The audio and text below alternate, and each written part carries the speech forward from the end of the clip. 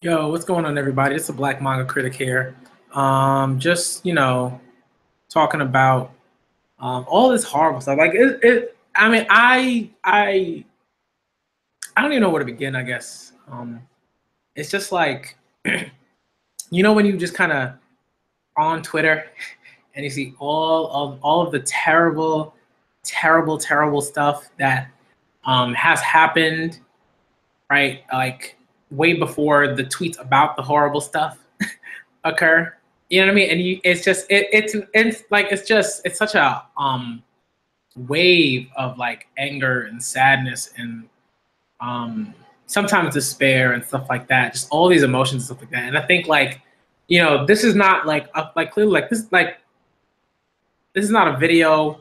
I'm not trying to get to the masses or make like have this video have like a million comments on it or something like that, or likes or subscribers, anything like that. I mean, like if that's something that you're like genuinely trying to do, even if you're subconsciously doing it, it's like it's so scummy. You know what I mean? Like it's just such a scummy thing to do. So when you see like, so I'm not gonna like go all in on like, YouTubers that are, right. And this is including like Logan Paul himself, who's like puts out a video, monetizes the video, right? Like you can't help but just like laugh at that nonsense because like it's so ridiculous that like you're like at least for me, like my reaction just to be like, yo, this guy is like this is a joke, right? Like he's gotta be utterly ridiculous to like do all the horrible stuff with the video, right? Going to this suicide forest, filming an individual who's committed suicide, right? The individual's right body, and then deciding to upload that video, make a thumbnail, do all of the work that goes into uploading a YouTube video, and then putting out like a nonsense apology and then monetizing the apology like video. You know what I mean? It's like there are so many steps to that like whenever I see sort of all these people, try to be like, oh, he made a mistake. Like a mistake is like, oh, I accidentally dropped a plate. My something slipped out of my hand. That's like there's maybe like one or two things that happened there that caused me to drop the plate. But like when you like go through like, I'm going to plan a trip to this forest, then I'm gonna like take the trip, then I'm going to record my trip to in this particular forest, then I'm going to see the body, then I'm going to continue to do to film, then I'm going to edit the film, do all this stuff, upload the film, create a thumbnail with the body in the thumbnail, then upload it, then it takes me a little bit to realize, like, right, it takes time. Like the fact that it even took time for him and other people that are probably a part of this process to realize that this was ridiculous and harmful and just awful, right? The amount of time that it took, right? And then to issue not only like sort of like a tweet apology or whatever, but to make a video, then monetize the video. Like it's just like that. Like how many steps is that, y'all? You know what I mean? Like how many steps? Like this is like the type of stuff where it's not enough to say, oh, it's I. You are human. Humans make mistakes. Like, yeah, we understand that. Like it's like when people are like, oh, people make mistakes, let's just move on. It's like almost as if like people like myself and others who are getting on him don't understand that humans make mistakes, and that there's a thing called forgiveness. Like, yeah, we get that. What we've chosen not to do is to forgive this person for this horrible thing. You know what I mean? It's not like, oh, like we've never forgiven anybody in our entire lives and we don't want to do anything. It's like, nah. Like this is like one of those things that like you question someone's humanity. You know what I mean? Like you legitimately question, not like in the sense that like you question whether this person has a capacity for to empathize. You know what I mean? Like legitimately, like you question this person's like whether this person is like a sociopath or something like that. You know what I mean? Like you question like the mental health of that individual, and whether or not right, because it's like he has a history of this stuff. It's not just like, oh, I did this one thing here. Like this is not only right, like he has a history of like doing super harmful things, insensitive things. Right. This is not just him, Logan Paul, but like also his brother Jake Paul. Like this is like right, like they have a history of doing shitty things. Right. So it's not enough to be like right. And I think like a lot of this in, you know, like I get like his younger fan base, right? Like his younger fan base, you know, like to an extent, I'm like, they're kids, right? Because like whenever I like teach, whenever I'm in like schools and stuff like that, and I'm doing sub teaching or whatever and everything like that, and I'm doing lessons and stuff like that, like I'm talking with the kids and like, I mean, there are a lot of kids that are fans. Like these are kids, like these kids are like 11, 11 years old, maybe 12 years old. These are kids that are fans. They love these guys. They love them some Logan Paul YouTube videos. They love them some Jake Paul YouTube videos. You know what I mean? They're like enamored with these guys. So you kind of like, so you can kind of understand how they're not making the sort of correlation between this is a horrible thing and right, like to be able to sort of say like maybe this isn't someone that I should be a fan of because they have right. Not only is this particular thing awful and horrible, but they have done other things and they have a history of doing these terrible, terrible things. You know what I mean? It's like it's really sort of one of like this is kind of a sort of like microcosm in a lot of ways of the ways in which you have other people who excuse awful stuff. Let me just look in the chat real quick, see who's here, because it's like 8 viewers. I'm just like, I just want to see who's here because I want to have this conversation. If anybody wants to join the Hangouts, please do. Like, I have no issue having a conversation about this stuff. You know what I mean? Like, I'm really, really interested in like what y'all have to say about this. Like, this is like, yo, this is like, yo, this is some stuff, man. This is some stuff.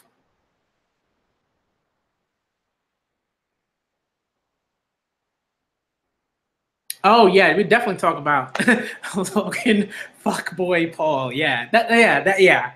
I mean, it's like really terrible stuff. And I think right, this is the thing, right? You have to have, and I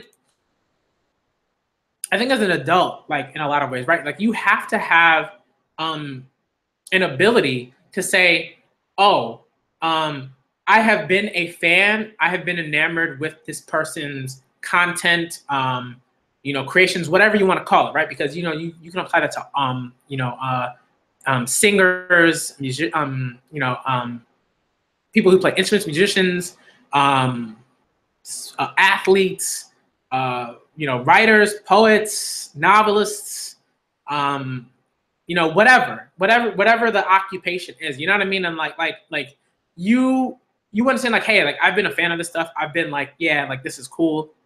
This is great. But like once you see like a sort of like just a effect, right? We're not even effect, but just like a line of just like, a history of bullshit that you gotta like, right? You gotta say to yourself like, man, right? And like, I think there are like different types of people, right? There are people who, see one particular like awful thing and they're like, yo, this person did this one awful thing. Like, sorry, I'm done. And then there are individuals who like need to see a pattern. They have to see at least two fucked up things, right? Like screwed up things before they're like, oh, no. You know what I mean? Like if we're talking about certain people, like we could talk about like, like we could have a whole bunch of examples. I mean, this is like clearly a terrible thing, right? And I think I want to talk a little bit about sort of like the intricacies of this particular instance and why you see, right, and similar instances and why you see people sort of come out in this uproar in a very particular way, right? And when you see other things happen, right, equally screwed up and fucked up things, right? When you see that, you don't see the uproar, you don't see individuals coming out, and right, like, right, as like, you know, in mass groups, and really coming at people. You know what I mean? It's like, it's really interesting. But I think, I guess where you want to start is like, if we look at other people, right? And this is something that I think, like, you know, you have in different communities, but I think just like, right, in terms of people, like, if we look at someone like R. Kelly, that's like to me, one of like a very sort of similar instance in which you have people coming to the defense of someone who is clearly a horrible human being, right? This is not like, I don't think this is something that's like particularly debatable, but people you know, try their damnedest to make it something that they feel like they can debate the, you know, whether this is not necessarily a bad thing that this person is doing, or, you know, whatever, like, you know, and they try to bring in their sort of like, you know, lack of emotion, like philosophical texts and whatever, and all this other nonsense. And it's like, nah, like, R. Kelly is a terrible human being. R. Kelly is clearly like, right, R. Kelly is clearly someone who views women as commodities, right? Particularly young women that generally are under the age of 19. You know what I mean? 18, 19, whatever, right? I would say under the age of 21 or something like that, or maybe even then, right? So like, right, for him, it's like the younger the better. You know what I mean? Like, there are like numerous statements, stories, accusations, interviews, you know what I mean, where you have women who have come out and been like, yo, like, R. Kelly is a predator. R. Kelly is a sexual predator. This is like, to me, this is like a fact, right? I think anyone that's like, oh, this is not fact. R. Kelly, you know, his music's so good, you know, we got to cut him some slack. No, this is not like, it's not like, you know what I mean? It's like, it's not as if, oh, if you've done all, like, if you've produced all of this incredible work, it doesn't excuse you from doing, you know, from all of the awful things that you've done. You know what I mean? R. Kelly is one of those people that, like, he clearly does not understand, it's not even that he doesn't understand that, that all the things that he does when it comes to women are terrible. It's that he doesn't, he doesn't give a shit because he feels like it benefits him in a great way. You know what I mean? Like, he looks at it as like, oh, this is working for me because I'm because, like, you know, I'm a skis bag, right? And for him, it's like he's able to, like, you know, warp his own sort of you know, morality and ethics and ways of thinking when it comes to, right, when it comes to women and when it comes to his prey, right? Like, because you have to think about it, like, right, like, it's like he's very much so like an individual that's like, hey, right, like lions, and I'm comparing him to animals because, like, this at this point, R. Kelly, like, does not show signs of recovery or anything like that. I think at this point, you kind of just got to be like, yo, R. Kelly needs to go to jail. You know what I mean? He should have been in jail. He should have been in jail decades ago. You know what I mean? Decades ago. I'm talking about like 20 years ago. He should have been in jail. You know what I mean? Maybe even before that. You know, I'm not super aware of his history before that, but I'm pretty sure, like, even before 20 years ago, he was a scumbag, right? Like, if we think about it, 20 years ago was like what, like 1997 or something like that. You know what I mean? So it's like yo, you got to think about it, and you got to be like, dude is a scumbag. Dude needs to be in jail. Dude is a terrible human being. Dude preys on women. But individuals will come out, and this is like people, like this, people will come out and they be like, yo, like, we love his music. We love Ignition. You know, we love all those songs. We love, you know, I Believe I Can Fly. We love all those things. So it's cool. Like, that's ridiculous. That's a ridiculous way of thinking. That's like that, right? That's one of the reasons why you see, you know, individuals like R. Kelly, right? Sexual offenders, right? Like child molesters, rapists, sexual people that commit sexual assault, harassment, all those things. This is why these people, they're running rampant, and it's because there are these systems in place, like, right?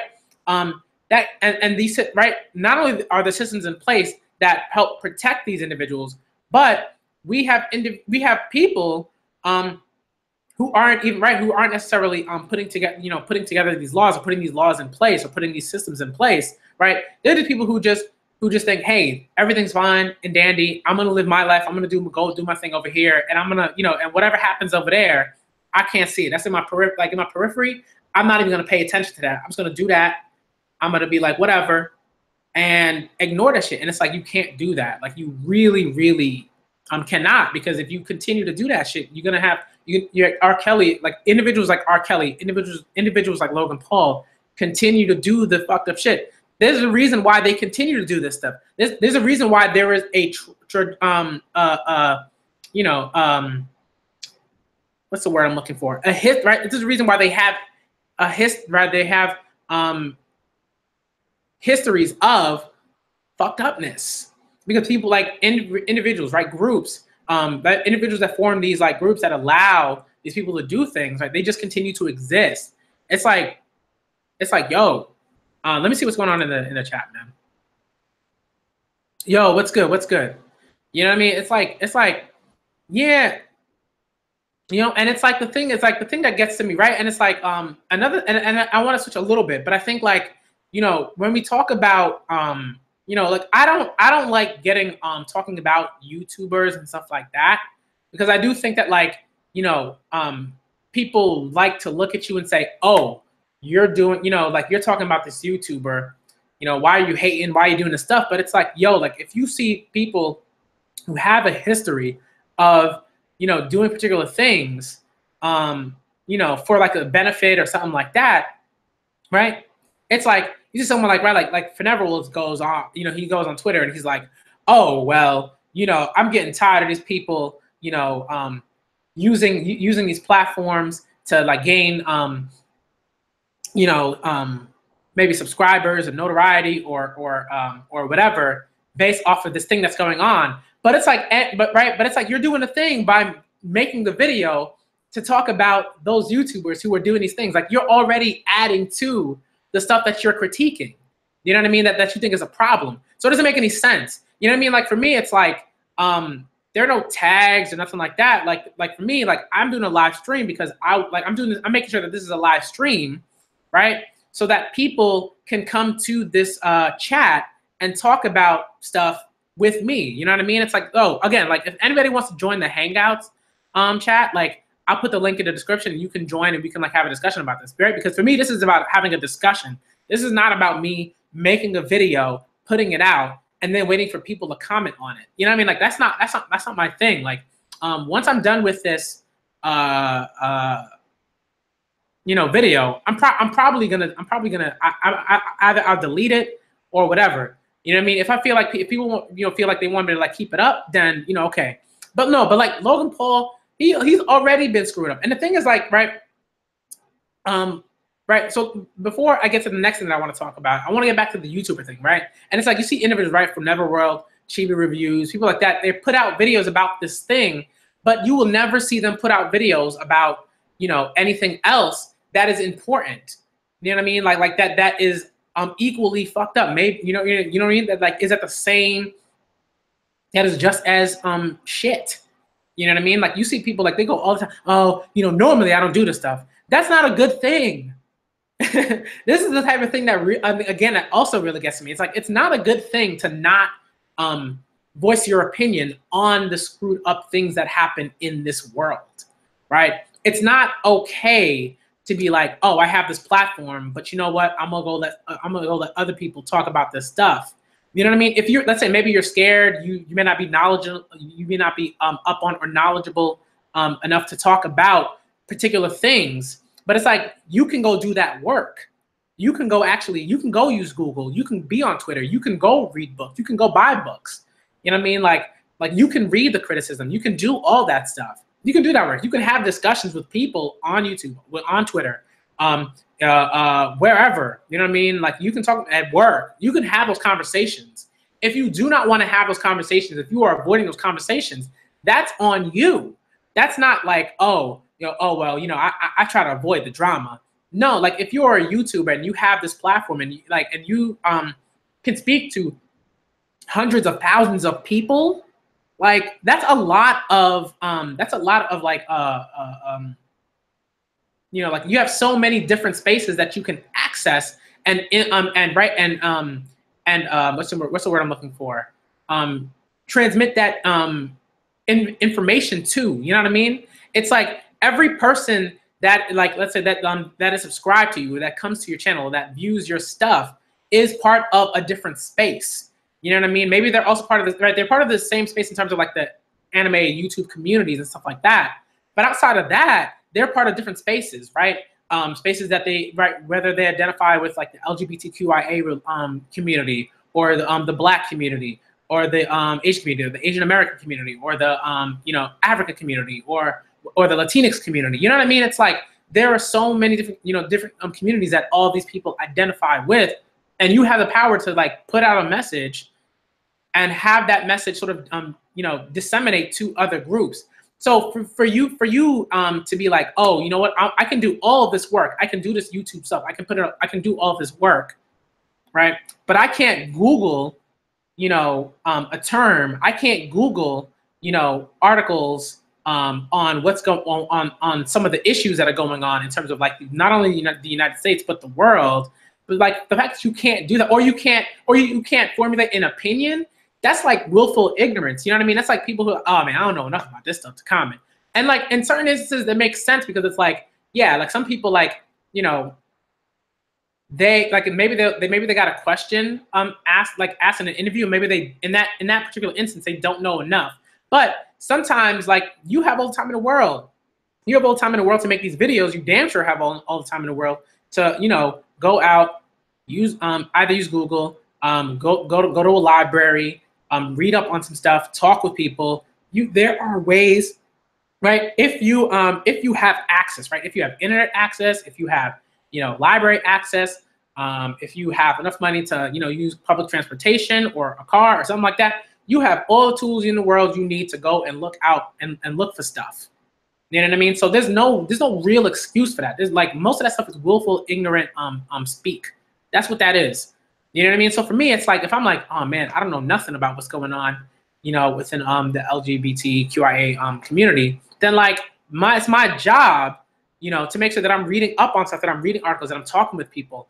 You know what I mean? That I'm talking to people within my community, so that I know what's on the up and up. Otherwise, I'm being extremely lazy and extremely willfully ignorant. Like I can't do that. You know what I mean? So stuff like that. Yeah, it's like nonsense, right? It's like Logan Paul, you know, got that any publicity is good publicity mentality, right? And that stuff is nonsense. Like that's like people will say that, but those are people that like are like Logan Paul, whose, you know, sense of I don't want to say morale, but just like who don't really have the capacity to be empathetic, or they don't want to access that capacity, right? Like they're like that's what, you know what I mean? It's like stuff like that. It's like, man, yeah, I mean, like I'm assuming the LGBTQ like community and the P, I'm like something tells me that's like for pansexuality, which makes sense, you know, to me. But you know, there's a lot of stuff. There's a lot of stuff that like people don't want to learn about. They want to like, you know, willfully be like, I'm not gonna read that stuff. I'm not gonna read that stuff. I'm not gonna look up at that stuff. I'm not gonna watch those videos. I'm not gonna read those books. I'm not gonna talk to those people. And like once you do that, you immediately cut yourself off from learning, from knowing more about the world that you exist in, about the spaces that you exist in. You know what I mean? So for me, that's not me. I'm not trying to do that at all. I'm always trying to like learn stuff. I'm always trying to be more aware, be more empathetic, be more connected. Like you have to. Otherwise, like, you know, you run the risk of harming others because of your willful ignorance. You know what I mean? Like that's not cool. You know, it's like for me, it's like, you know, if I were to think about it, it's like, and this is right something, right? It's like Logan and Jake Paul are like white people who don't get it, right? And like there's some white people who get it, but there are a lot of white people, right? And this includes Logan and Jake Paul, who don't understand that a lot of the stuff that they do is harmful to other people. You know what I mean? Like this is not this, like for me, this is not something that you can just kind of be like whatever. You know, it's not enough. It's not enough to just be like, oh, it's cool, everything's chill, whatever. You know, I'm gonna go do this stuff. I'm gonna go, you know, I'm gonna go, you know, rap now because I think it's like the flavor of the week, and all these other people are making money off of this stuff, and I'm gonna go make money off of the intellectual labor of the intellectual labor and creative capital of people of color, particularly Black people, right? Like that's what they're doing. You know what I mean? When they do stuff like that, this is like, and this thing is like, this is just like the cherry on top. You know what I mean? This is not like the cake. This is not the cupcake. This is not the sundae, the ice cream sundae. This is like the thing. This is the thing that, like, you know, pushed people over a cliff. You know what I mean? To me, I think it like inherently, white people are are sort of ingratiated into racist thought. So yeah, I think like once they're born into particular families, right? Once they're kind of out there and they're out in the world and they go to particular schools and they're taught in particular ways, they talk with particular people. Very much so, right? The thing with what happens is that white people are consistently sort of have to work on right, and this is something that ever like ends. You know what I mean? This like white people have to consistently work towards not towards what's the word? Sort of like, you know, deprogramming, I guess, or whatever, like themselves of like their racist tendencies. Because you see this all the time. You see white people, they do like, and we call them like little microaggressions. Microaggressions, right? We call them microaggressions because they're subtle, but that doesn't mean that microaggressions aren't as harmful as explicit aggression. You know what I mean? Aggressions. You know what I mean? It's like when people say like, oh, microaggressions don't mean nothing. No, it's like, no, people, like when a microaggression happens to me, that shit is annoying as hell. Like, it's like sometimes it can be really harmful. Sometimes it can be exhausting because it's something that happens consistently. It's not like, oh, here's one microaggression that happened at 3 p.m. on last Thursday. It's like these things happen. These things can happen, like, right, depending on your life and the circles that you move in, and how often you're in those circles. Those things can happen like almost, you know, every minute. You know what I mean? This happens all the time. Do I think Black people can be racist? I think that's a question that is kind of loaded. It's tough because I think, like, for me, I think like everyone, a lot of different groups have different sort of definitions of racism, which I think is kind of like, I understand, like, if you're talking about different sort of like types of racism in terms of where they're sort of having, right, like you can have like institutional sort of racism, systemic racism, stuff like that. But I think like generally, can Black people be racist? I think like the way I define racism is thinking about the ways in which a particular group of people, right, have the ability to believe that they are better than another group of people based on the particular systems of power that are in place because of that group of people, right? So like the reason why people say white people are racist is because white people, right? Because racism in the American sense is very much so based in, right, the transatlantic, like a slave trade, the African diaspora, all those things, right? You know what I mean? Like this is like stuff that is not hard to look up. It's not hard to look up. It's not hard to find a book on it. There are tons of books. You can go to Amazon, type in African diaspora. You can go to Amazon, type in transatlantic slave trade. You can go to Amazon, type in institutional racism, all these things, right? Intersectionality, all those things, colorism. You can type of all that stuff, and you can understand how people of color, right, certain groups of color, define racism at the scholarly level.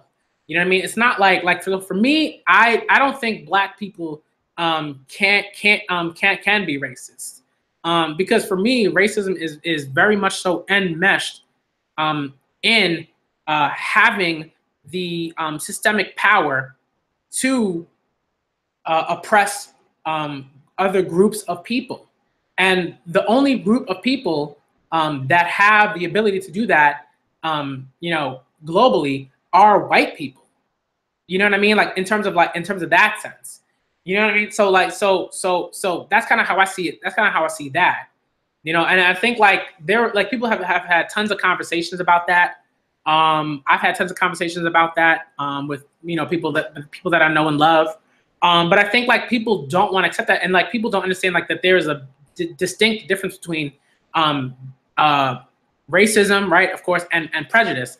And when you talk about systemic racism and racism, some people like to make that difference, but it's I think racism is right. It can be a general term, but the generality in that is still enmeshed in power. I don't think you can ever separate racism and power. This is why we have the distinction between racism and prejudice. You know what I mean? So when we talk about racism, we're always talking about systemic racism and its relationship to institutional racism and all of those other things. It's not like we're talking about racism over here, so we're not talking about systemic racism and institutional racism and all these other more specific iterations of racism. It's when we're talking about racism, we're talking about those things. It's not like we're separating them, and they're not exclusive.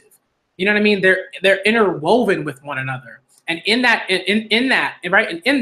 those systems are made by white people. You know what I mean? So and you have to think about the way that racism works. The sort of existence of racism is a system, right? Racism is something that was created by white people. This is the thing that people don't some people don't get it. They're just yo, there's systemic racism, and these are the systems over there. But racism in itself is a system, right? It's just that systemic racism deals with looking at the particular systems that were created to uphold that distinct system that is racism. That's how you kind of have to look at it. If you don't look at it like that, you're gonna have a lot of problems.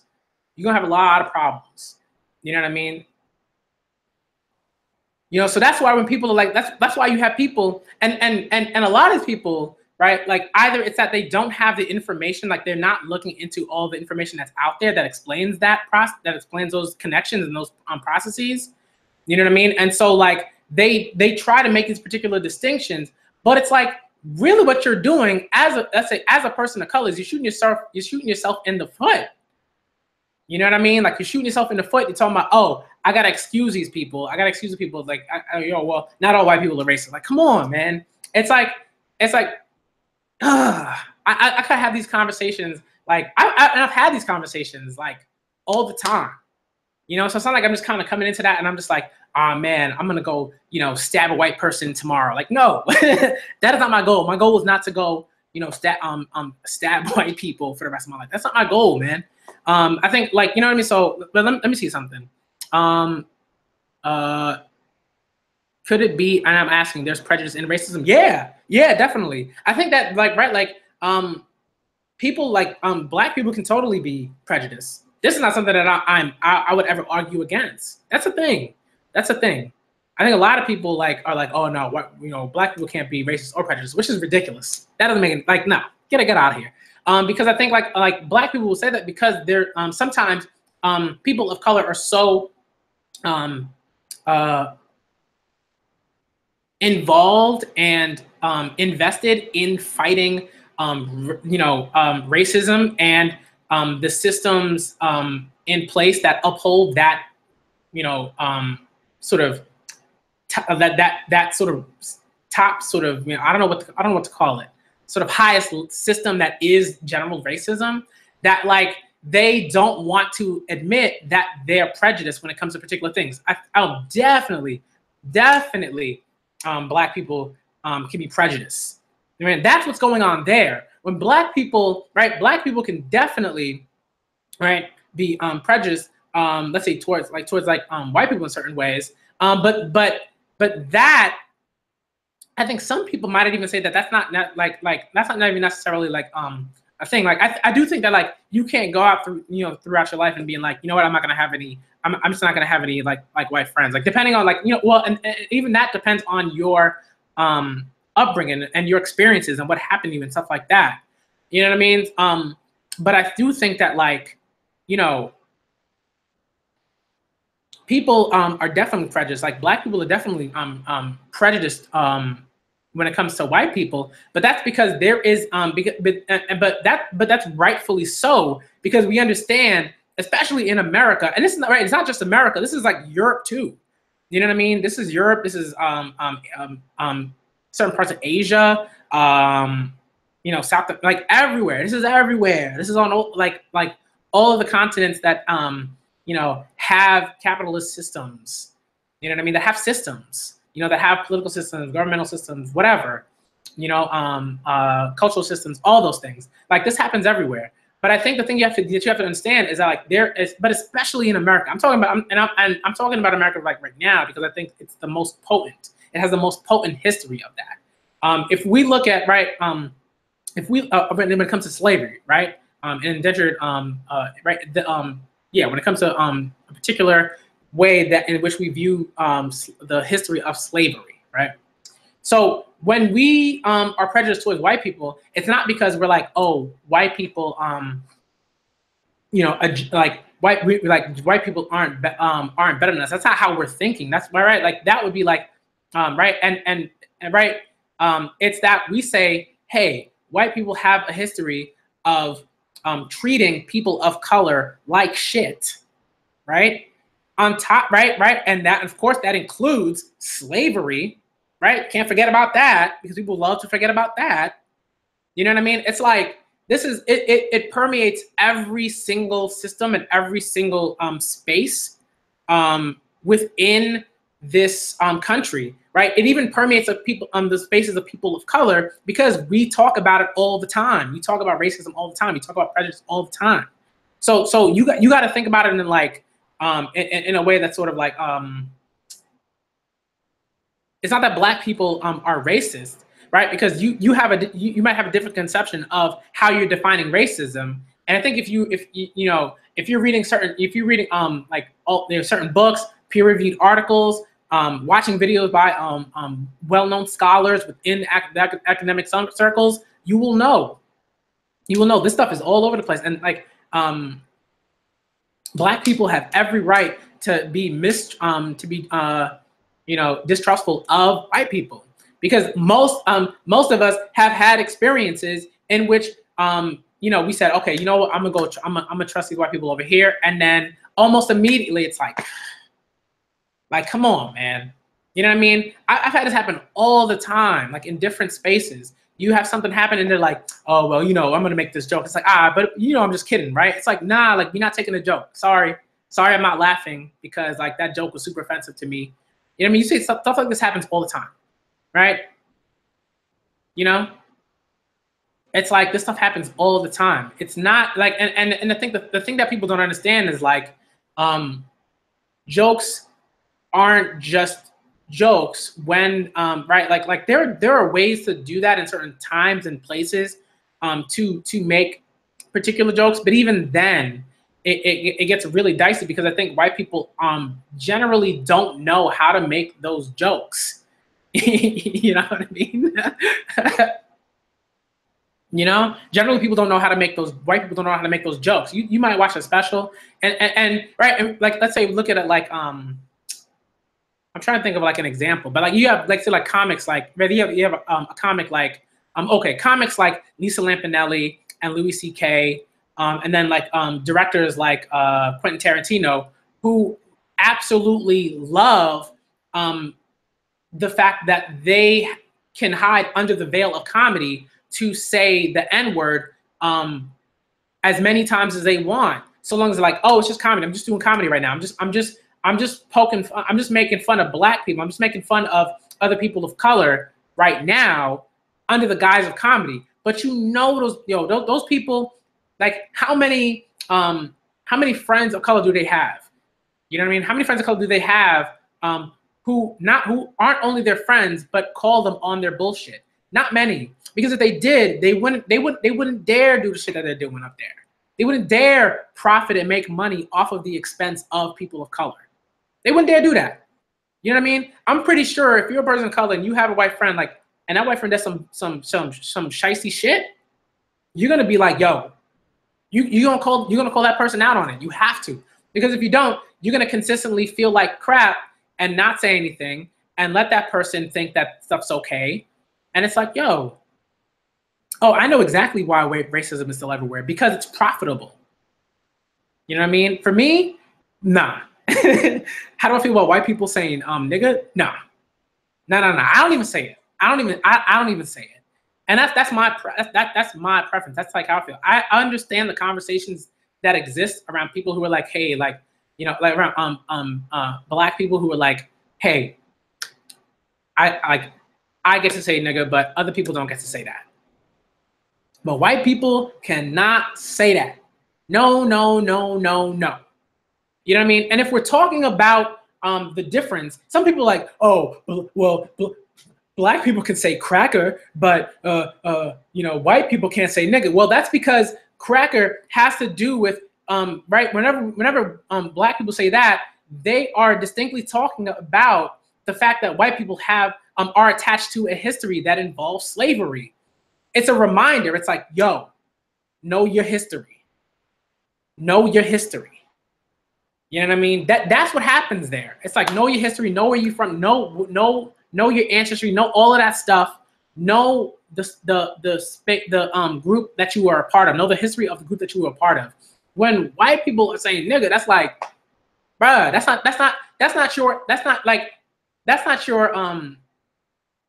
right to say that. And because before, right, when you did get to say the word, when you did get to say nigga, it was for different reasons.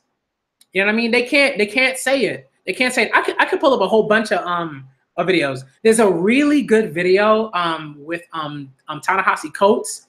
It kind of circulated around Twitter for a little bit, but you can look that up and like it'll basically be like Ta-Nehisi Coates explains why answers, and this is like a white girl. A white girl asks this question, you know, and she's like, "Oh, my friend said," and I understand like this is not a thing, but like she asked the question anyway. You know what I mean? And it's like even though she knows the answer, but she asked Ta-Nehisi Coates that question. Why can't like you know, how do I explain to my white friend why he can't say the word the N-word or the word nigga? And it's like, and it's like white people, and particularly white people in America, have a really hard time with accepting the fact that there is something that they are not, that they cannot partake in, that they are not allowed access to, right? It's like, I will say this. I think what happens, right? And I had this conversation with Matt B, like on the first stream that I was in with Brago. And like basically, you know, he was like, there are certain people that there are certain white people that he allows, or people, you know, people that like passes right, like that he allows to say that if he's super like close to something like that. You know what I mean? So like for me, I know where I stay. I know that stuff. So for me, it's like, yo, like if you want your friend to be able to say that, that's your prerogative, but don't be upset when you move in different circles and other people are not comfortable with that. You have to, like, it's your responsibility to tell your friend to go and say, yo, yeah, like to go to them and say like, yo, my dudes over here don't like that shit, so you can't say that shit. You know what I mean? Like that's your responsibility, right? That's not hard. That's not a hard thing to do either, right? That's not difficult. So when you're like, oh, dude, you weren't a slave. It's not your history. Maybe your people not. I was like, what? Yo, dude, come on, man. Like really. Like it's like you're talking. Like some people are like, oh, well, you know, maybe my ancestors didn't own slaves or blah blah blah and all the stuff like that. And I'm just like, yeah, but your ancestors were directly responsible for allowing things like the transatlantic slave trade, like the indentured servitude of people of color, the American and particularly American slavery, like to happen. Like it's not like, oh, I'm just chilling. I'm like it's like, yo, like you got to understand like your history, and it's not only about like whether or not your ancestors owned slaves, right? It's about whether or not your ancestors were directly a part of allowing those systems to remain in place and for those systems to continue to remain in place. You think slavery, like people think slavery doesn't exist today. People think that like, you know, this really intense like racism and you know, certain types of like gerrymandering and stuff like that to keep you know, to keep segregation a thing. Like people think that stuff doesn't happen not only in America, but people don't think that happens globally. And we know this stuff. We have to know this stuff happens globally. Like, come on, you know what I mean? So stuff like that, like, get out of here, man.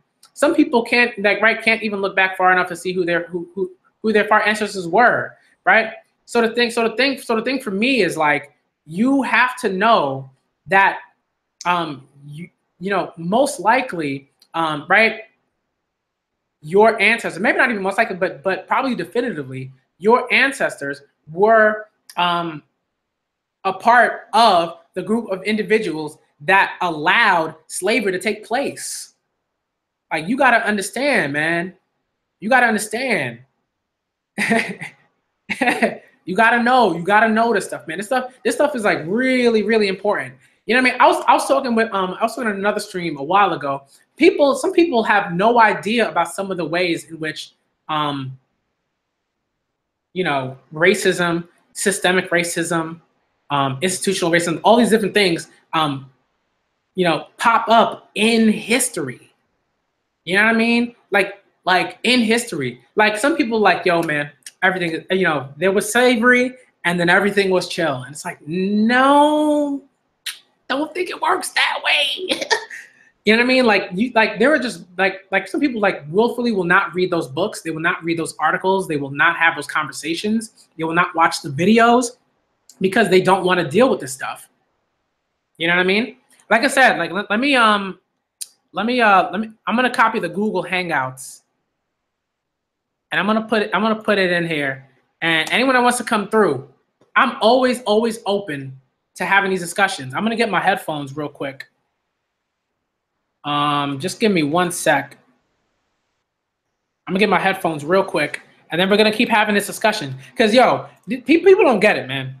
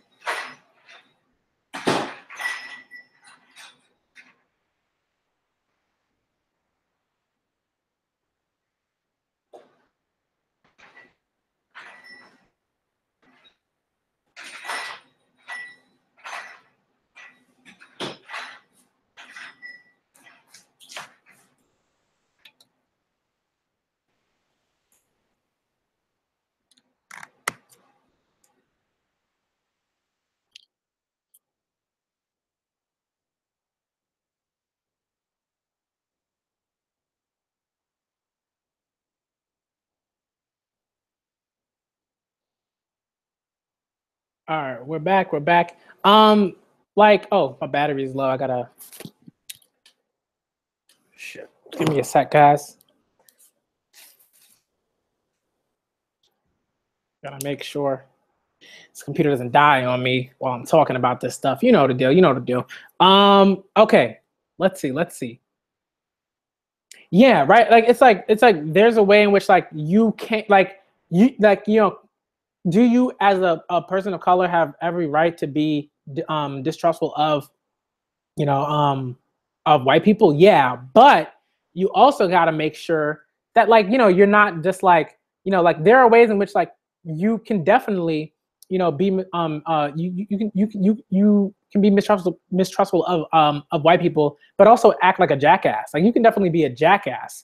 You know what I mean? I've seen this happen. Like I've seen like, you know, people who just like you know, straight up, it's not even like an unfriendly, it's just like have no interest in having any sort of like, you know, types of of acting cordially in any sort of way. And like, you don't know those person's histories. You don't know how those people's histories with white people have um, look like. So sometimes you're just like, all right, and then you kind of just like move on from that. But I do think that like, yeah, you can't you can't be like, oh, you know what, I'm not gonna be friends with any white people. I'm not gonna be friends with any people that pass as white. I'm not gonna do anything like that. You know what I mean? It's like stuff like that is a little wild to me. That's like that's like real intense. That's like next level, like, um, freedom writers, like wild stuff. Like I'm just gonna like stay away from all white people for the rest of my life. And the thing is, like, it's very difficult to do that. Like it's very difficult to like say I'm gonna exist in this American capitalist system, free market capitalist system, and then ignore white people. Like that ain't gonna happen. Like if you want to be a part of this American free market capitalist system, you're gonna have to befriend some white people. Like this is gonna happen. Sorry. I'm really sorry. Like it's gonna be extremely difficult unless you have like parents who are like, nah, we don't fuck with white people, so our kids aren't gonna fuck with white people. Like unless like that's the thing, or like, you know what I mean? Like it's real difficult, real difficult to avoid that. So you're gonna have to learn how to be nice to people, or be open to allowing people to ingratiate themselves with you, right? Because that's the thing. That's like a general thing. Like if you have a problem doing that with one group of people, then like it's something that colors you, and then then it becomes something that you have an issue with people in general. Like I've seen people who are just like angry, period, or not even angry, period, but just like are not willing to befriend anybody, like in an honest sort of way. You know what I mean? So stuff's hard. I mean, it's never been difficult to chill. Yeah, I mean, like I would say for me, like it was harder because when I grew up, I mainly grew up with people of color, and I would say anyone that was that passed as white was Latinx. Like they were, they were, you know what I mean, or Spanish, or like whatever. Like they right, from Spain or whatever. You know what I mean? They weren't white in that sense. You know what I mean? So like for me, that's how I grew up. And then when I switched, when I went off to college, when I went to college, when I started at my community college, that was like the first time where it was like, whoa, this is weird. Like it was like a culture shock for me, because like I had like in high school and further back, it was like maybe there were like two actual white people, like white, like white people, you know what I mean? Like that were in my schools. After that, it was like damn, what happened? And that's when it was like, that's when I really started to see like, the racism, the microaggressions, the aggressions, the bullshit, the comments that would like make me feel uncomfortable, but I wouldn't say anything because I didn't want to mess with anybody. I didn't want to step on anybody's toes. You know what I mean? Stuff like that. And like, I mean, like manga has a hard time talking about prejudice, because that's not something I like, and I can't speak to this, like, because I don't live in Japan. I don't know too much about like in terms of like the demographic, in terms of like the population, but I do believe that like I'm pretty sure like there aren't many people of color, and particularly Black people, right, that make up a significant percentage of the population of Japan. I'm pretty sure. I could look that up. You know what I mean? So it's like when you, so when you, You know what I mean? So when you so when people, you know, the thing that really gets to me is like when people are like, you can't talk about you know, racism and prejudice in Japan because, you know, Japan has different ways about going about things and da da da. And it's like, yes, like of course in different cultural spaces, racism and prejudices and stuff like that will look different and what's the word I'm looking for? Materialize themselves in different ways. Yeah, I get that. You know what I mean? And I mean I agree. I mean like I believe people that are of Asian descent that like, you know, clearly identify as Asian right are people of color. I would never say they're not. They're I mean right like but they're definitely white passing Asians. That's the thing. Right? You know, there are definitely white passing Chinese people, Chinese American people, Korean American people, Taiwanese American people. You know what I mean? Like, yeah, definitely. You know, so Japanese American. You know what I mean? So I mean, like, that's a thing too, and like, and that's also a thing in America. You know, so I think the thing with that is like, I don't know what the conversations look like in you know, when it comes to Japanese people within Japan. Like I don't know what those conversations are in terms of like prejudice and also like this like white individuals that live in Japan. I don't know what those conversations look like in terms of like racism and stuff like that. But like to think that like racism and like prejudices don't exist in Japan is like again, that's like a willfully ignorant like thing to think. You know, like I mean, this is just like, and this is just from people that I've met that have either lived in Japan for a significant amount of time or are living in Japan right now that I know. You know what I mean? So it's like, but like again, you know, wait, Musashi, like what's your question? Like when you say neither do whites, like what do you mean? Like I'm confused. You know, it's like I don't know, man. I don't know. But because if you don't have all this, what you call negative shits towards whites, things don't get done. Things don't change.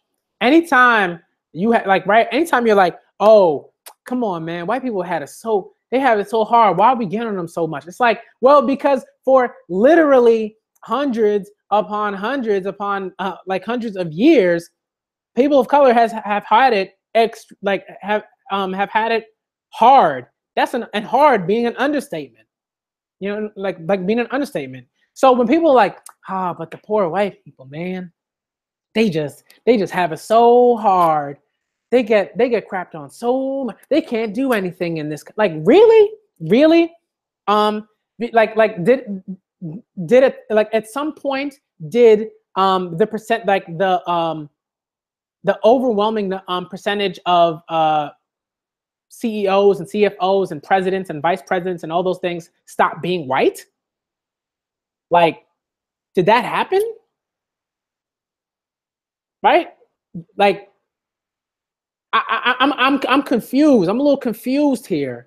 That's a question. Like, that's the question that I have. Like, when did that happen? When did the large percentage of people, right, in power shift to like right? When did that large percentage shift to being people of color? When did that happen? I don't know, man. I don't think that ever happened. I'm pretty sure that like the large like the majority right, and the large majority of people that are in power in particular institutions within America are, I'm pretty sure they white, man. Pretty sure they white. Pretty positive, man. See, but that's the thing, right? It's like just like every race has a shitty past in some way. I'm pretty sure like when we talk about white people, right, we're talking about like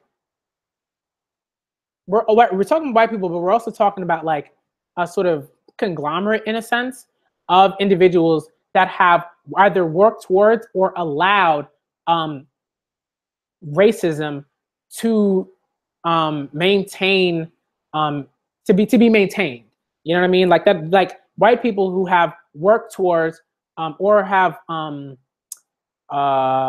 passively allowed or work towards the maintenance of racism. You know what I mean? Like that's what I'm talking about. So we see the thing is, I go at it from a human outlook. It's like every race has had a shitty past, and in some way, yeah, right. The thing about that is like people make the assumption is like for me, like that doesn't mean that I don't care about the plight of other people of color. That doesn't mean I'm going out here and being like, oh well, fuck Latinx people, fuck Asian people, fuck you know what I mean, like fuck Pacific Islanders, fuck all those motherfuckers. Like, no, that's not what I'm saying at all. The thing is like, right, like you can both acknowledge the fact that other people, like, right, other people of colors have had shitty pasts, right? Like you got to understand, it's like other people have had other like races, and groups of people have other racial groups have had shitty pasts, clearly. But what that means is that we have to have discussions about those pasts and make sure that we remember that those pasts exist, so that we can move forward and make, let's say, America better for all people of color, right? When Black people are sort of like, hey, like, and particularly Black woman, right? When Black women is sort of like, hey, we trying to make things better for Black people. That it doesn't mean that, like, Black people saying let's have a law in place specifically for Black people. What they're saying is let's have a law in place. Let's say if we're fighting for Black people right now, we're also fighting for other POC. We're also fighting for other people of color. So when those laws are put in place, they also include everybody else, right? In terms of people of color, right? Like, this is not like, we're not saying, oh, nah, fuck those other motherfuckers. Like that's how this works. So I think it's like, yeah, it's like cool. Like, yes, we acknowledge that stuff, definitely, right? And it's not like Black scholars ignore East Asian scholars and East Asian American scholars or anything like that, or East Asian scholars, and like East Asian scholars ignore Latinx scholars and everything like that. Like, that's not how that works, man. You gotta look at the spectrum. You gotta see the spectrum of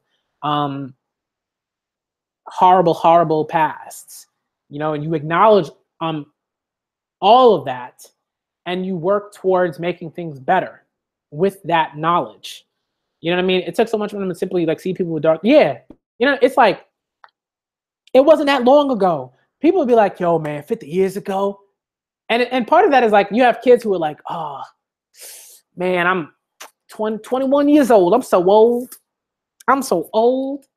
I'm like, bruh, no, you are not old. You were 21 years old. You know what I mean? Not that long ago, you still had to ask your teacher to go use the bathroom, take a hall pass, come back in time, to listen to the rest of the lesson. You know what I mean? So it's like, it wasn't that long ago. Like when people are like, oh man, that was so long. It's 300 years ago. That's like 3 generations. That's like how many you have to think about it as how many generations does it actually take to get rid of racist ideology? Quite a few. We ain't there yet, clearly. So you can't be like, oh, it was so long ago, man. Why are you still talking about that? It was so long ago, man. I don't understand. I just don't get it. I'm like, well, because you still have motherfuckers wearing Nazi uniforms. You still have motherfuckers out here, talking about the alternative right, talking about white power. You know what I mean? It's like, you still have groups, not just random dude living in his house trying to, trying to avoid people who might find out that he was a Nazi. We're talking about groups, large groups, militias. This is what we're talking about. Now, in our generation, we're not talking about the 96-year-old dude. You know what I mean? This is the thing that people don't get.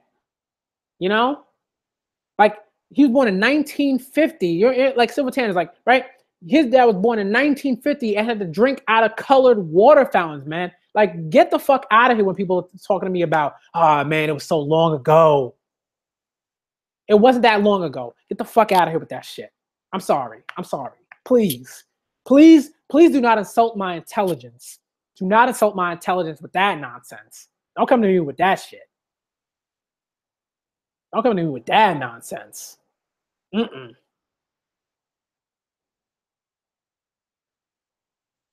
You know what I mean? It's like, this shit is happening right now in 2017. Like, there are individuals who are quite literally trying to fight the fight against, right? Who were trying to like stop the fight against racism, bigotry, all that shit. You know what I mean? It's like, these people are out here, man. They out here. So none of y'all can can come to me like, yo, 300 years ago, 400 years ago, oh, so long ago. No, it actually was not. 400 years ago is not that long ago. 65 million years ago, that's a long time ago. That's a long time ago. Like, yeah.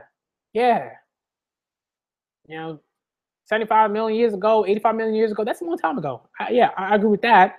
400 years ago, that's not that long ago. You know what I mean? Like when you see that there are institutions in place that existed 400 years ago, that existed 300 years ago, and for the most part haven't necessarily changed, then you can start to understand just how ridiculous the idea of, oh, well, it was such a long time ago actually is. You know what I mean? And you can see that in universities. You can see that in companies. You can see that all over the place. You know?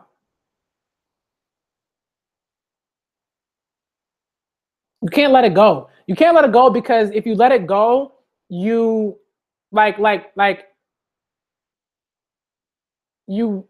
you stop working towards making sure that white people stop doing the racist shit, right? It's not on us to stop fighting racism. It's on white people to stop being racists. You know what I mean? So when people are like, come on, people of color, come on, just chill. No, we good. We were trying to chill hundreds of years ago. We really were. People were trying to chill hundreds of years ago. That didn't happen. They didn't, like, white people did not allow that to happen. Even now, white people are not allowing people of color to just chill. So don't tell me to chill. Don't tell me to just let it go. I ain't letting that shit go. I'm not letting that shit go, because if I let that shit go, then all of a sudden I'm like, you know what, everything's cool. I don't have to have these conversations. We can just, act like everything's all hunky-dory. We can just chill. We can listen to the Beatles and just have a good time. And it's like, no, because when you say that, you are essentially saying that people of color do not have the ability to multitask in that way, right? To emotionally multitask. That's what you're saying, right? When you're like, oh, well, white people are just going to see, black people of color are just going to see white people as acts of evil. It's like, nah, pretty sure people of color, can call white people out on their bullshit and still befriend white people and still care about white people. You know what I mean? It's like, these things can happen concurrently. This is another thing that really gets on my nerves. It's like people are like, oh, well, you can only do one thing at one time. You can only emotionally do one, feel one thing at one time, and that's it. Really? Really? Really? Like, nah. I'm good. I'm chilling. Like, nah. It's like that's the kind of mentality that allows people to, right? That's the type of mentality that allows white people to continue to do the bullshit, because they're like, oh, he's gonna let that slide. He's gonna be mad over there, but he's not actually gonna do anything about it. She's not gonna actually do anything about it. They're not actually gonna do anything about it because they're just gonna chill. They just gonna chill. You know what I mean? Like, nah, man. Like, people have to do that work. Like, people have to do that work. Otherwise, stuff doesn't get done. Right? Like, you have to see it as like all the work that Black people are doing, all the work that they're doing on social media platforms and unions and activist circles. You know what I mean? All these things, like, all that work is extremely important, because the second that work stops being done, you get more of the bullshit. You get more of the Trump presidency. You get more of nonsense laws and bills put in place, and laws put in place, nonsense educational rules and and things of that nature. Like, you get a lot of garbage. You get a lot of trash. It's like you see this all the time. You see little things just happen. You see it all the time. You see people who are just like, oh, I'm gonna let this chill, right? If Black women just said, you know what, I'm gonna chill, I'm gonna give white people the benefit of the doubt, Roy Moore would still be the fucking senator of I can't remember, what is it? What was it? Alabama, I believe, or something like that. Let me see.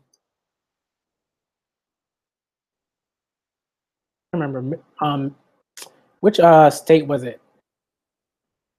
Yeah, Alabama. Yeah, I got it. Right? He'd still be the fucking right chief what was he? Chief he served as the 20th and 32nd Chief Justice of the Supreme Court of Alabama.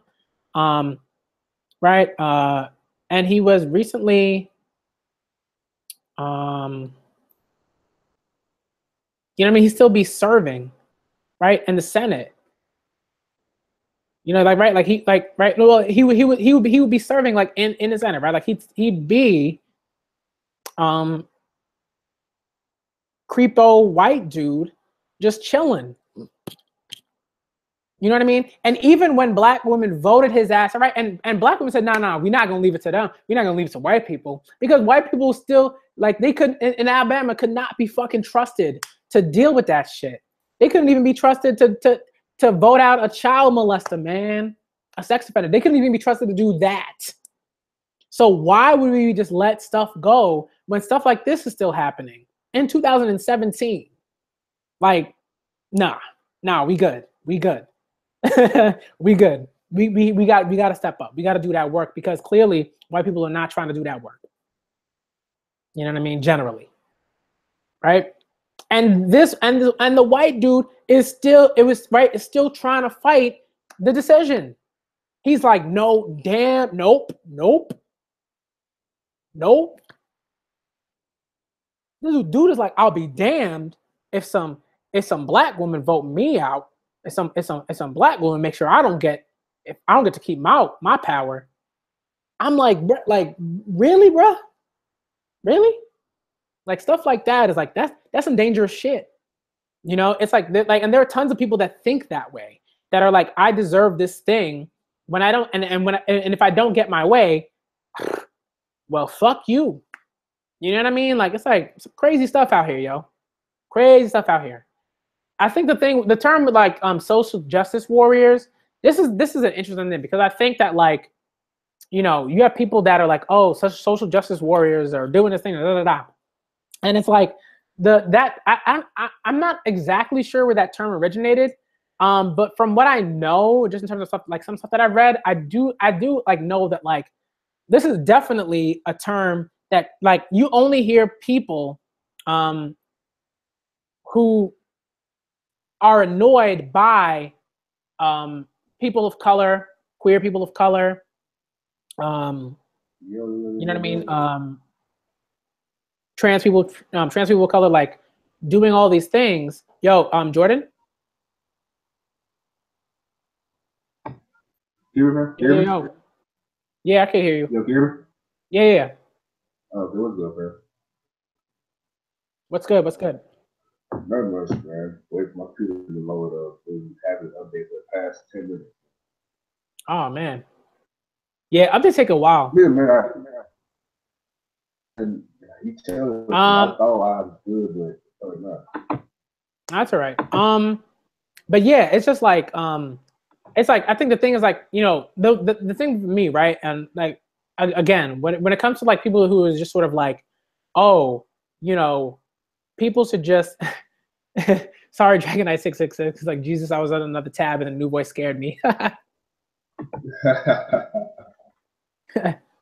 You know, but I guess just like quickly, it's like you know, let me ask you, like, what do you think about, you know, when people are like, hey, when people are like, yo, you gotta just kind of let stuff go, when it comes to like, you know, racism and of the racist past and stuff like that. Like I want to hear your thoughts about it because I've been talking for a while, but I want to hear some like other perspectives and stuff. My perspective is the same, pretty much the same as yours. When it comes to people saying forget my past, no, because you don't forget your past. Because I'm pretty sure you're raised who you are or what your family lineage is. So why should I forget my history as well? Mm-hmm. What happened? Yeah, I'm gonna take away my as far as race. Yeah, it's a little choppy. It's pretty choppy.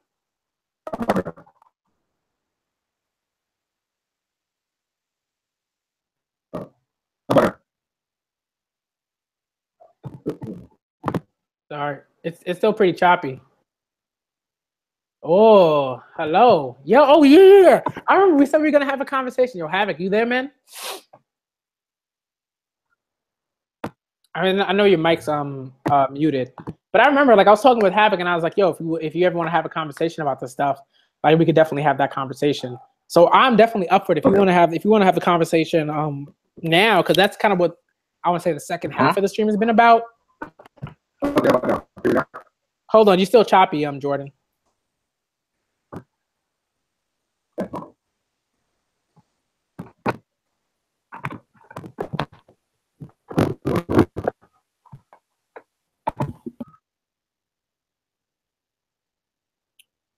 Yeah.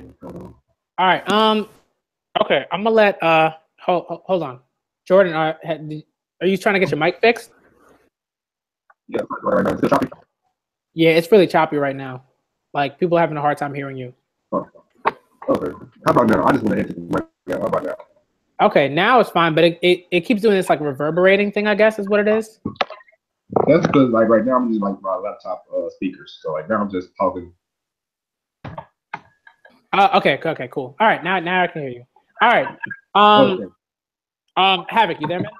Yeah, I'm here. All right, cool. Because I remember I remember like it was like a while ago. It was like yeah, months ago, something like that. We were like, yo, let's have this conversation. Let's do this thing. So yeah, let's do it. All right. So basically, where to start? Okay, where do you want to start? Because we've been talking about a whole lot of stuff, but like, where would you like to start? So, what was the main argument was white supremacy, right? Oh yeah. I remember that. Yeah. Okay. So let's we could talk about that too. Jordan, you down to talk about white supremacy? Jordan, you there? Yeah, I think he's kind of messed up right now. His mic. All right, Jordan. When you get your stuff fixed up, you can just like hop back in. Like I mean, stay in, but like just hop back in when like let us know that everything's fixed up when it is. All right, but all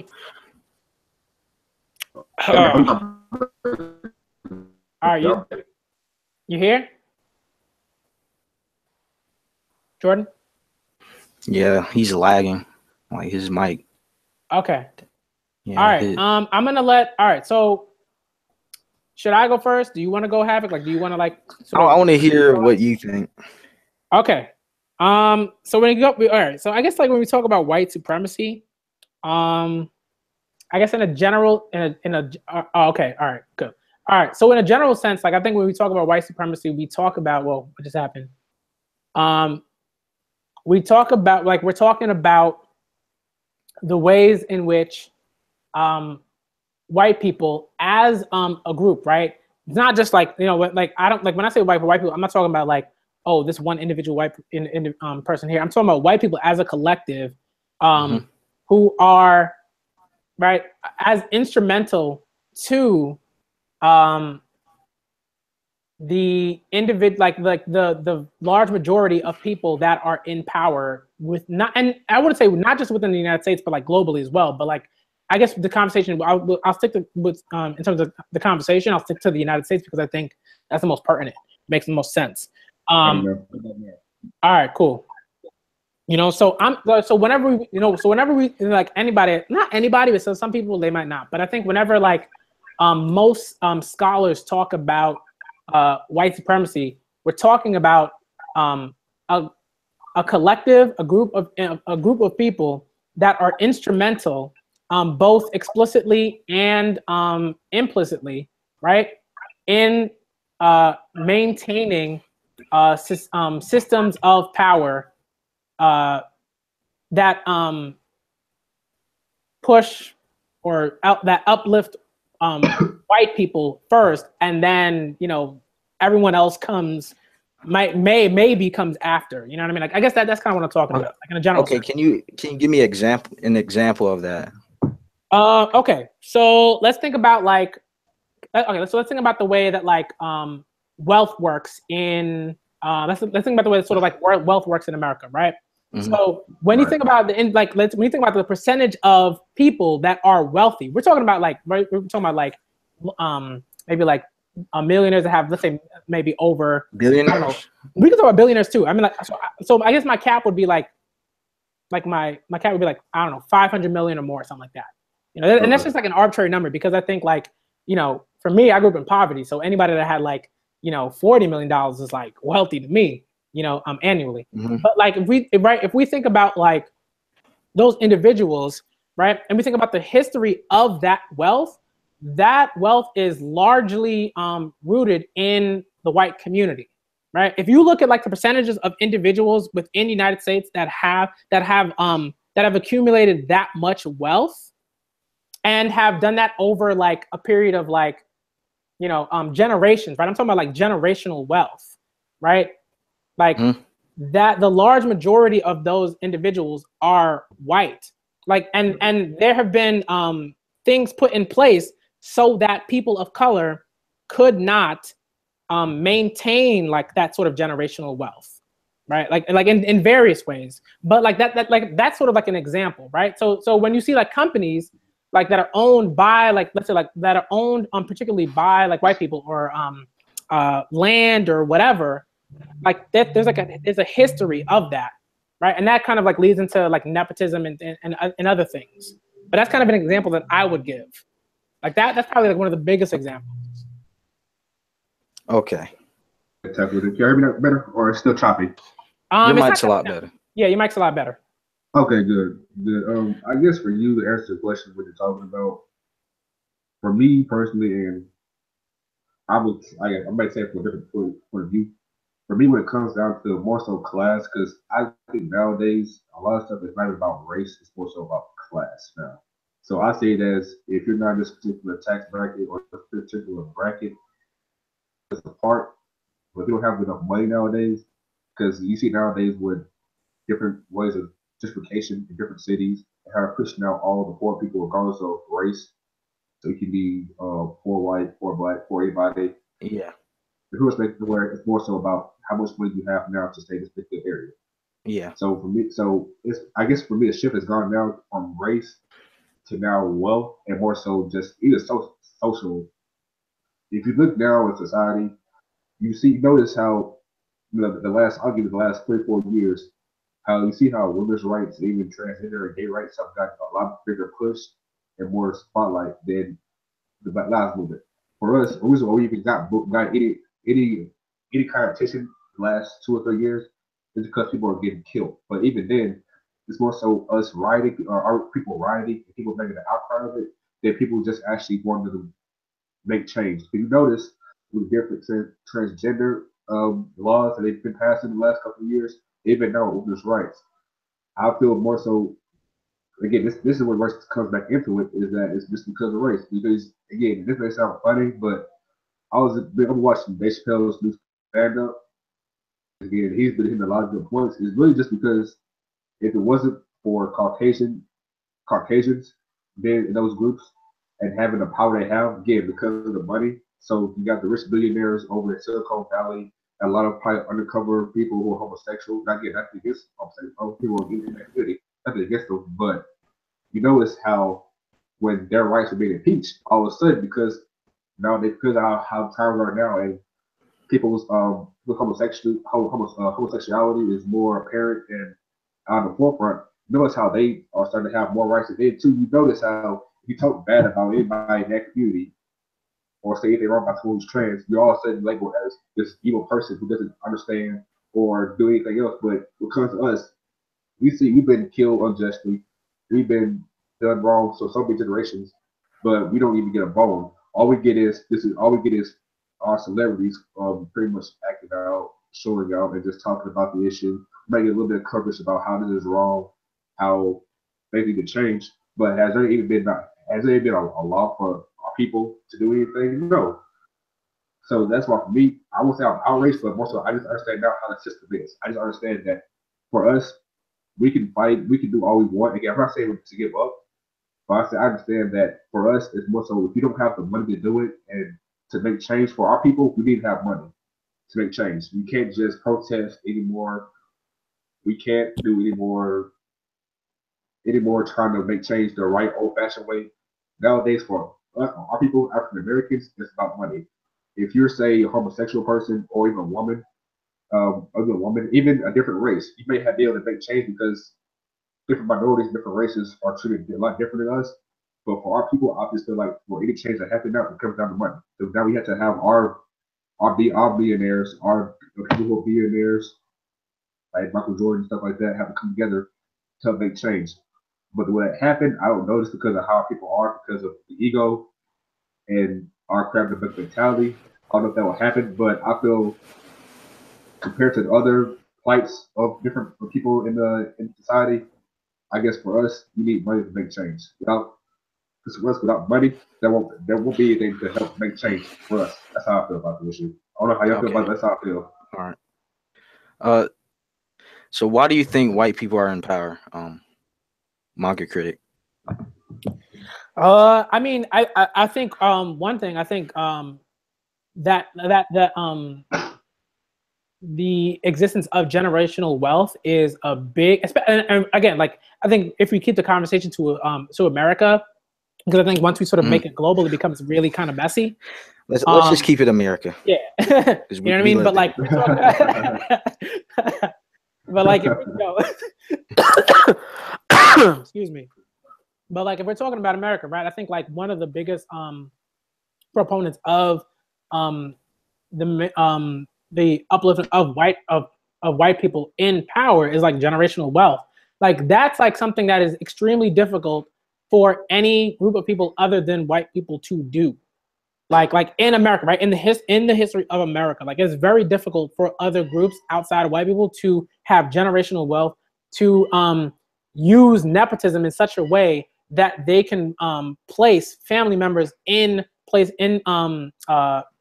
power positions, right? In different facets of like American like governmental systems, political the governmental systems. I'm trying to think of like other names for it, but that's like a big thing for me.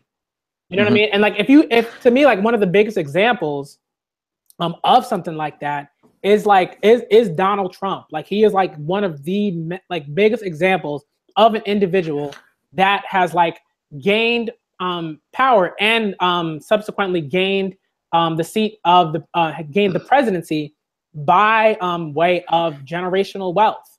Like there is no like Trump is not known to be right by people within business circles and people that know like good business or good business practices. Trump is not known to be a good businessman or even like a practical sort of like businessman. You know what I mean? Like yet he can still proclaim to be a savvy businessman. He can still you know go about opening a faux sort of university you know that where he's stolen money from people. He's still put up or created all these other like sort of business ventures and with like buildings, casinos and stuff like that, where he's literally put people into debt, like where he hasn't paid workers, where he has lawsuits against him, and he has no real political experience, right, in the vein of presidents that have come before him, yet he is still the president of the United States today. This is like one, you know what I mean? This is one of those things that's like, bruh. You know, if I could chime in that's quick, white supremacy. Like that is white supremacy. Like if Okay, anything can explain that, is that.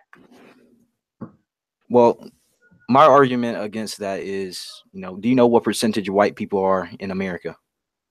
I would say it's like 60 something now. Wait, what? It's like the 63%. Yeah, so that's like a massive. You see, and black people are 13%.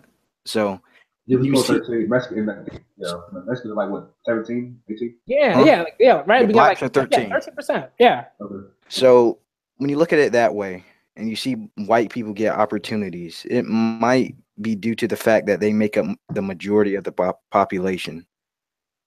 I think, and also black people, they have a lot of other problems as well, within the community, which I think is more important than white supremacy. Like, I don't think we should really worry about that, because what is really gonna change if it's true, which I don't think it is. If it is true, then what are we gonna do about it? That's what I'm saying. Go ahead, Jordan. I'd rather uplift black people than, you know, cry about white supremacy. I'm saying for me, it's not for me. Like, I'm done with the white folks are bad, this and that, because we all know how white people are. I mean, we all know the backstory. We all know how they act. We all know this. But my thing is now, like you were saying, I think it's about class now, because like you were saying, the majority of America is white. So pretty much that's where all the money is. So for us, it's more so not about class, because pretty much you see how divide everybody up now. It's not about race much. And you know, white people aren't. I mean, white people, of course, are doing well, but you know, Asians are even a smaller percentage than black people, and they do well as well. You know, and Indians as well. Yeah, and you know, Asians, they were in internment camps or whatever in World War II. So it's like that's a fact. Or the Japanese specifically. So it's like that. Like they pretty much left that behind, and now they're doing really well. So I think that it's better to just move forward, you know, overall. Right. Jerry, I agree with that. Then too, you have people from the Middle East coming over here from India, Afghanistan, Kazakhstan, different countries over the Middle East, India, and Asia, and they're coming over taking the jobs that you would think that people that are already here want to get. So they're doing all the jobs, like they're doing the. That's why I don't really care about the wall thing. Like Trump talking about the wall, like that would be better for black people. I don't see why we want illegal immigrants here taking, you know, blacks' jobs. No, that'll be dumb. No, that'll be dumb. If you put the wall, that's dumb. One, because it's waste of our money. Two, that's dumb because two, trying to take again, trying to pretty much. I hate if they sound wrong, but you're taking away a crucial workforce that we have, because everybody wants, because all Americans want to say that all expected to go back to Mexico or back to where they're from. But at the same time, you probably the same person that has illegal immigrant doing your yard Wait, so right you now. think What's that? it's cool for illegal immigrants to come here? No, I'm saying no, that's not cool. Oh. But at the same time, I understand that they're all part of our ecosystem. They're all part of our economy. You want to say it, but it's not cool for them to be here because I don't feel that you're gonna be here just be a citizen. But at the same time, they are here. They are here for a reason. They are part of our. Yeah, they're here, but I'd rather them come legally than come illegally. Right. I can tell that. I'm just saying I get why they're here because they actually do a job. So if they leave, they look for their job. And again, I hate this about people, but I know full well that not all people won't be. I won't be the ones to do all the hard work, all of the hard labor that they do right now for the country. Again, it sounds wrong, but they are the ones that pretty much build most of our buildings. They all build our houses. They do all the foundational work for our country. So if they ever have to leave, which won't happen, if they were to leave, who's going to fill that void? Who's going to fill that spot? The people that are unemployed. But will they? Because if people that are unemployed, they won't do it. So, again, I'm not trying to generalize because I know this may sound wrong, but people now who are unemployed don't do the job now. So then, what's going to make them want to incentivize to do it? Well, just more jobs open, more opportunities. Because some people that are unemployed, I don't know the percentages or anything like that, but the people that are unemployed, maybe they can't find a job. So there's a job for them. Oh yeah, you're a citizen. I think if you're a citizen, you deserve it more than someone just coming in your country like illegally. No, that's my opinion. You know, it's better for blacks. No, you're great. I get you on that. What I'm saying is more so, what's stopping you? I know people are unemployed. I was unemployed for a good while, so I know about unemployment. But my thing is, if you're unemployed and don't want the job now, what's going to incentivize you to have the job then? Because if the job was open before they came in, and they took the job because you didn't want to take it because you felt you were better than the job, you got something better. It just depends on your mindset. It depends on your mindset and also your predicament. Because some people, like I said, I know what you're talking about. Some people just can't find jobs or they're not qualified enough. But the illegal immigrants, they don't really need to be qualified for those labor jobs, and they're taking them up. So if blacks, or I'm talking about black people specifically because we have a pretty high unemployment rate. If black people, take those jobs, because some black people actually want to work, despite want to work, but because of the race, they don't give the job, which is BS to me. But that's all the topic itself. All right, yeah. So, what else, critic? Trying to think about. What about police brutality? I kind of want to tackle that. Yeah, we could talk about. We could definitely talk about that because I think like there are. I think that's a conversation that should have some nuance to it because I think sometimes, it can get a little. Some people can be like a little bit too.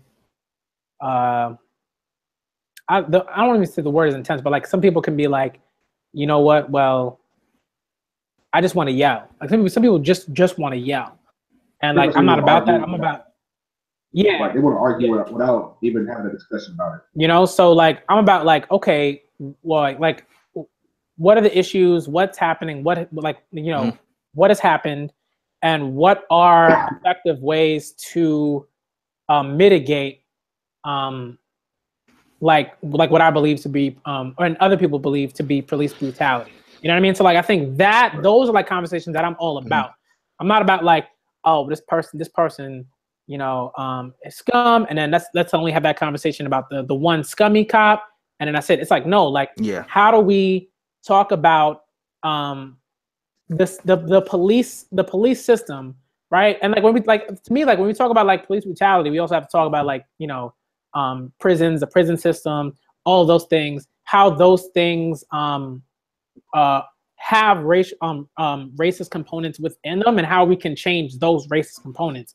That's the thing for me, because I like wholeheartedly believe it's like a lot of people will say like, oh, like you got to criticize like all the cops, and like for me like yeah, but like I'm like I get that, but it's like we also have to like get to criticizing the police like systems, like definitely like get rid of like the cops who were like pulling like the bullshit, because that's just a no. Like you as a person, as a cop, like you gotta. You're a bad employee. You're a bad employee. It's like any other job. So I think they're bad employees. Like the thing is with I'm trying to cut you off. I cut you off. I apologize.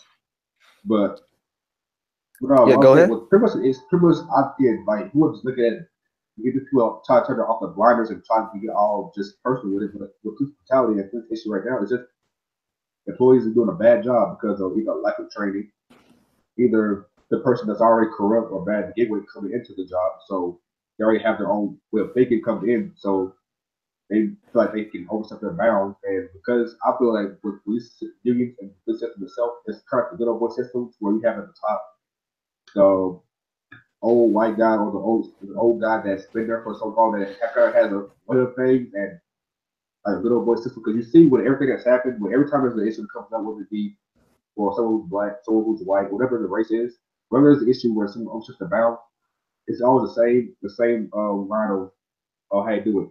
The officer will go on leave, on paid leave for a period of time.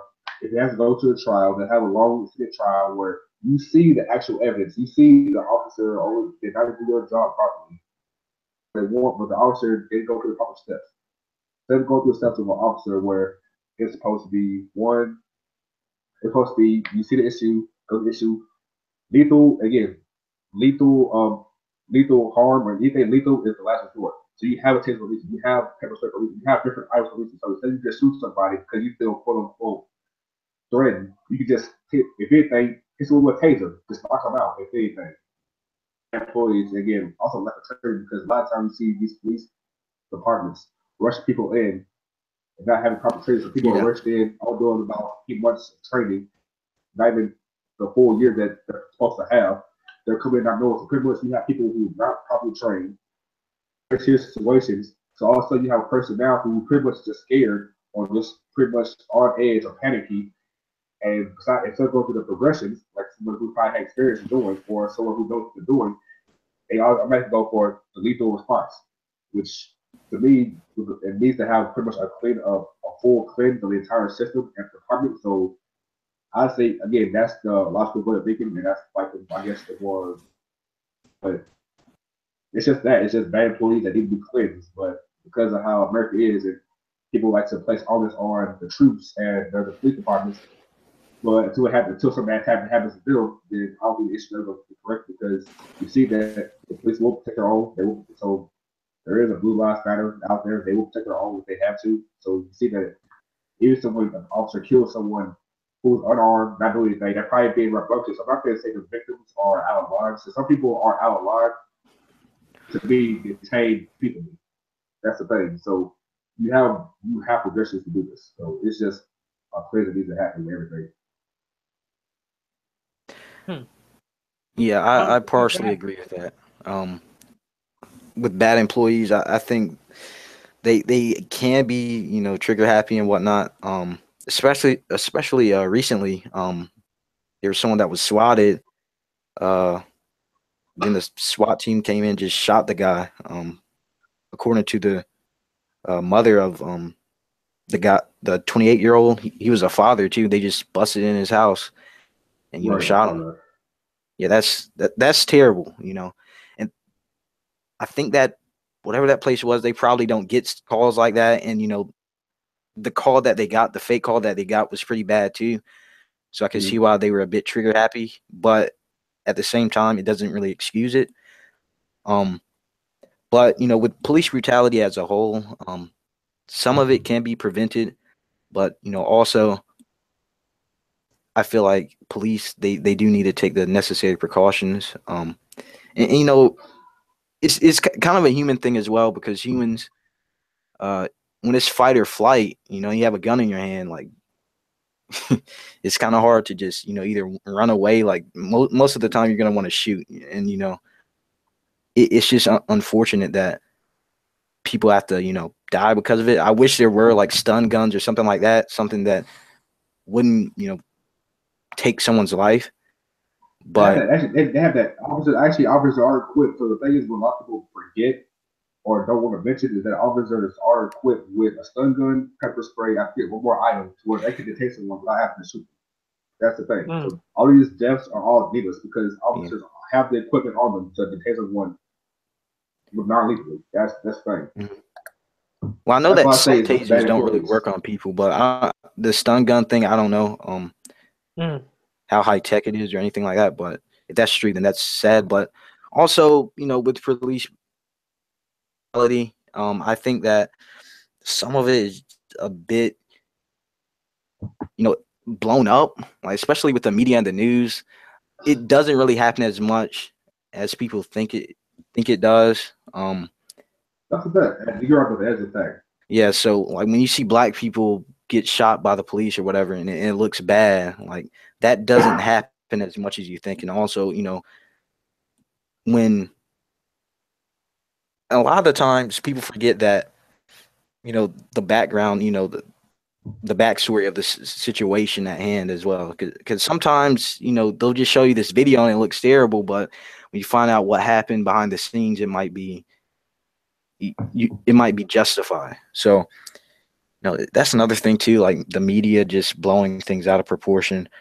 Also overall, like with oh, you could go if you had a question. I was gonna just chime in and say, like, you're right. Again, it's more so. I think the reason why it's a big outrage is because when this happens. So the thing is with brutality, whether someone's dying or getting badly beat, for the officers, is not any repercussions or any kind of justice taken for their mess up.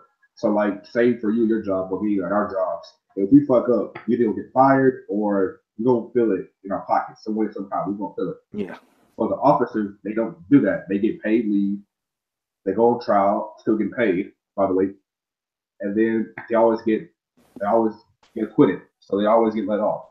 So even if you will protect your officers, give them just 6 months, at least have something to where the officers feel some kind of repercussion for the action, not just okay, I fucked up. Well, I still get paid. I gotta go to work. I get paid. I go to work to avoid this media attention. Get paid and go through the full 3 months to 3 years, depending on how long the trial is, to go through the process, and then still getting paid. By the way, still getting paid, and then pretty much because of the jury, I guess either ignore facts or because the officers get control of evidence, certain facts are presented to the jurors. So pretty much a lot of times after the fact, the jurors only get crucial evidence until after the trial is over with. That could sway the case either way. Then pretty much it's a viewpoint of that officers can mess up but not be held accountable when they're supposed to be the upholders of justice in the country, quote unquote. Okay. Let me. I guess I think one thing that sometimes happens, especially when we talk about like police brutality, is like we definitely focus on, you know, the stuff that the media shows, like social media platforms, general, like, you know, nationwide media, television, like media platforms and stuff like that. But like police brutality doesn't just encompass like, oh, here's someone that got shot, you know, here's like Amadou Diallo, here's Eric Garner, here's Trayvon Martin, you know what I mean? You know, and even like, right, and it also encompasses just like all of the like even like, you know, like, especially like women who are like sexually assaulted, raped, you know, all those things. Like that's like one of the like things that happens extremely often. And remember there was like that one case with the police officer who had like 10 plus accounts of you know, sexual misconduct, you know, but like sexual assault and stuff like that, and like all these women came out, and he was sentenced to like 2 or 3 life sentences or something like that. I can't remember that. I think it was like Daniel Holtzclaw or something like that. I can't remember. I think that's what it was. Yeah, the guy in Oklahoma. You know what I mean? But like that's like one. That was just one police officer that was like accused of that, and that, right, and like one person came out against it, and then all these other woman who, you know, felt like they could finally say something because someone else actually got through, you know, and got this officer convicted. It's like this stuff happens all the time. Like I can't tell you how many stories I've heard from women, friends, people, colleagues, people that I work with, all that stuff, who have said something like who have talked to me about stuff like that. Like and right, like and with regards to like police officers, people within power, stuff like that. So like police brutality also encompasses that stuff, and that's like the stuff that doesn't get talked about. It's especially when it comes, and especially right when it comes to Black women, because people like, you know, for so many reasons do not take Black women seriously. They see them as lesser than. They like, you know what I mean? Like I like you know what I mean? Like I guarantee you, they're like there's so many groups of people that see Black women as like turds. You know what I mean? And I've seen this. Like I've seen this throughout my life. I've seen it. Like people have told me this. I've talked with plenty of Black women in my lifetime. You know what I mean? So it's like this shit, like it's bad out here. It's really bad out here. And I think that's like a thing that, you know, people kind of ignore, and they don't count it as police brutality because they're like, oh, that's not the same thing. The women don't, you know, their faces weren't, you know, beaten black and blue. They don't have any visible scars, you know, so like all these excuses. And I'm like, yo, like this shit is no joke. You know, like stuff like that. I remember, I remember the first time I've been mugged twice in my life. And the first time I was like 19 and 20 or something like that. Yeah, I want to say 19. And I was walking home, you know, it was maybe like 2 blocks from my apartment building. And I was walking home, you know, and I got robbed at gunpoint.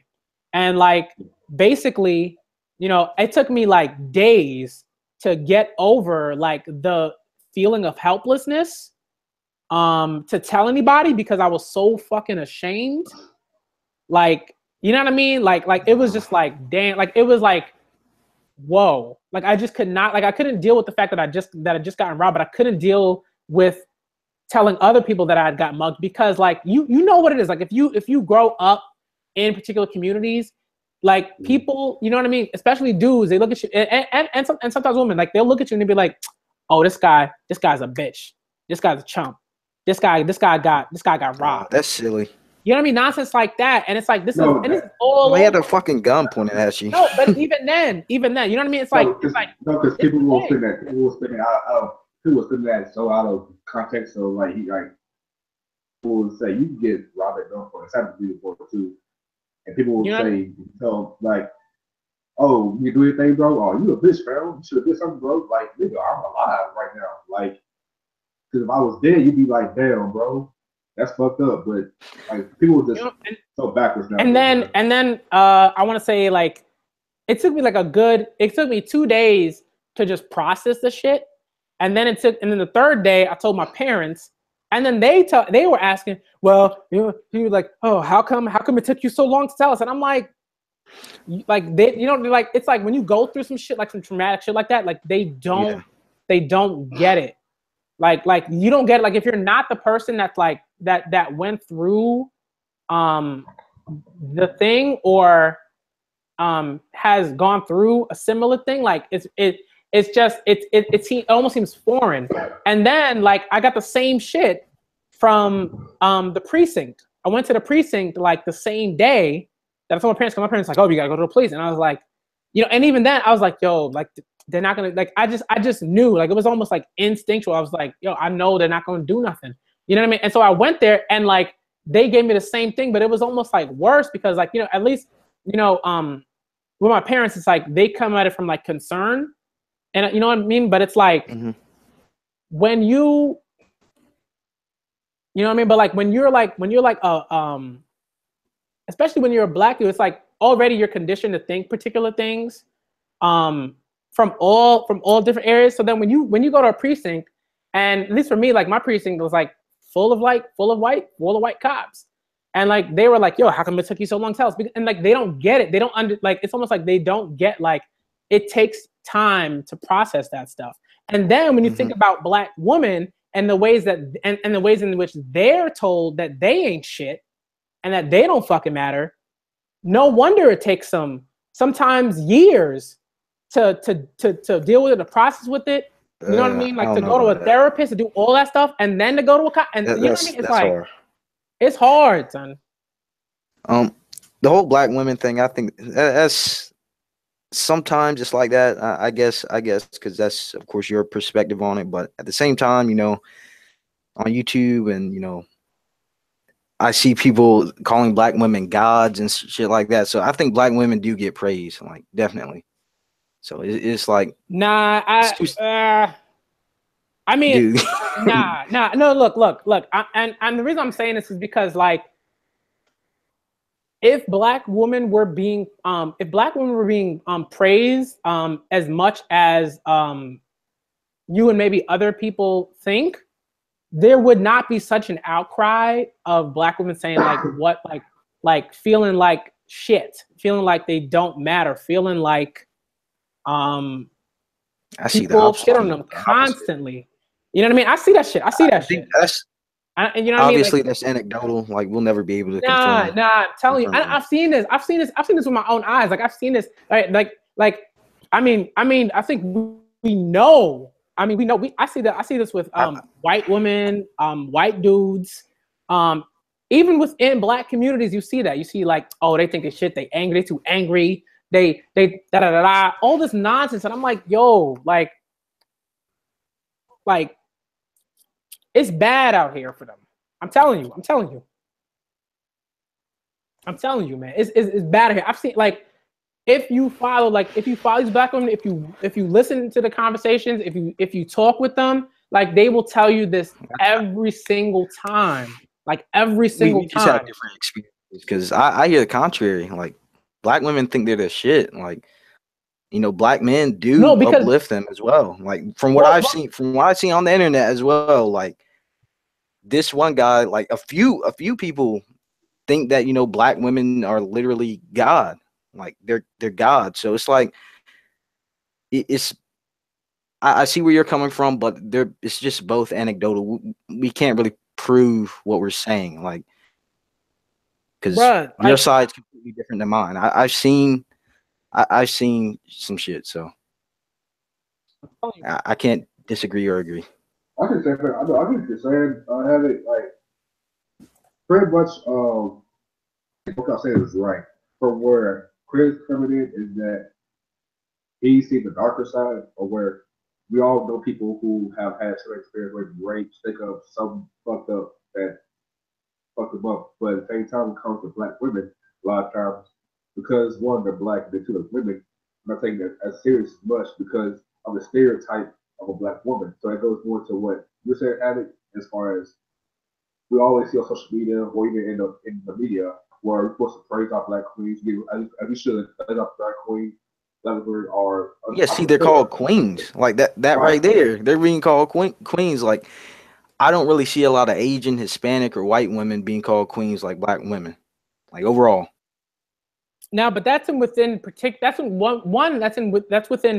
circles, and even within those particular circles, people can say like, "Yo, we gotta raise them up. We gotta do this thing." But then in the same fucking breath, be like, "Yo, my Black wife has to make sure dinner's on the table at 7 p.m.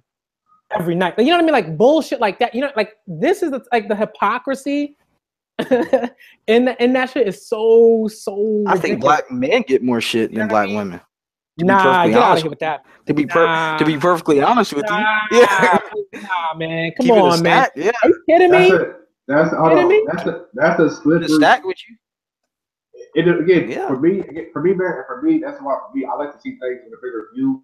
It depends on where your lens is. So have it. Why you say that? I'm asking like why you say that. Why do I say that? Why do I say that? Yeah. Well, I'm just mainly going off of social media from what I've seen. Like, Black men, like Black women can trash Black men a lot, and then Black women they expect it to be uplifted. That's facts. On social media, that's facts. That's social media. That is very much facts. And we do. Like, black men do uplift black women on social media all the time. They simp for them all the time. That's why a lot of black men want to kill fucking Tommy Sotomayor. Like, but then this is the thing, right? Like, and this is like I'm like constantly having like actual conversations with black women, like constantly.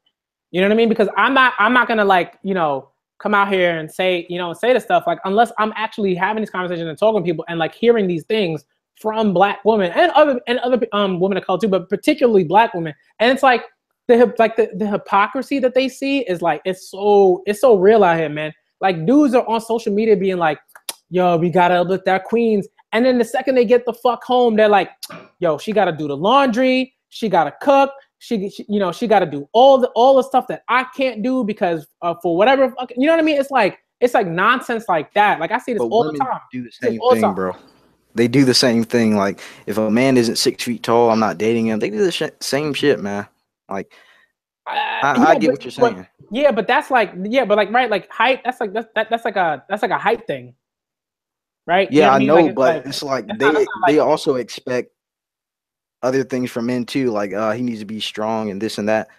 So like I don't see the difference of, you know, if they want a woman to cook for them and shit like that, that's kind of normal, you know. Hey, Critic. I don't see that as a real problem. Hey, Critic, let me ask you. So I know it's normal. No, I mean, what happened? Yeah.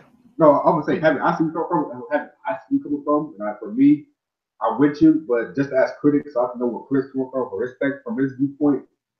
When you say you disagree with Havoc, why is it? I know you say you talk to a lot of black women.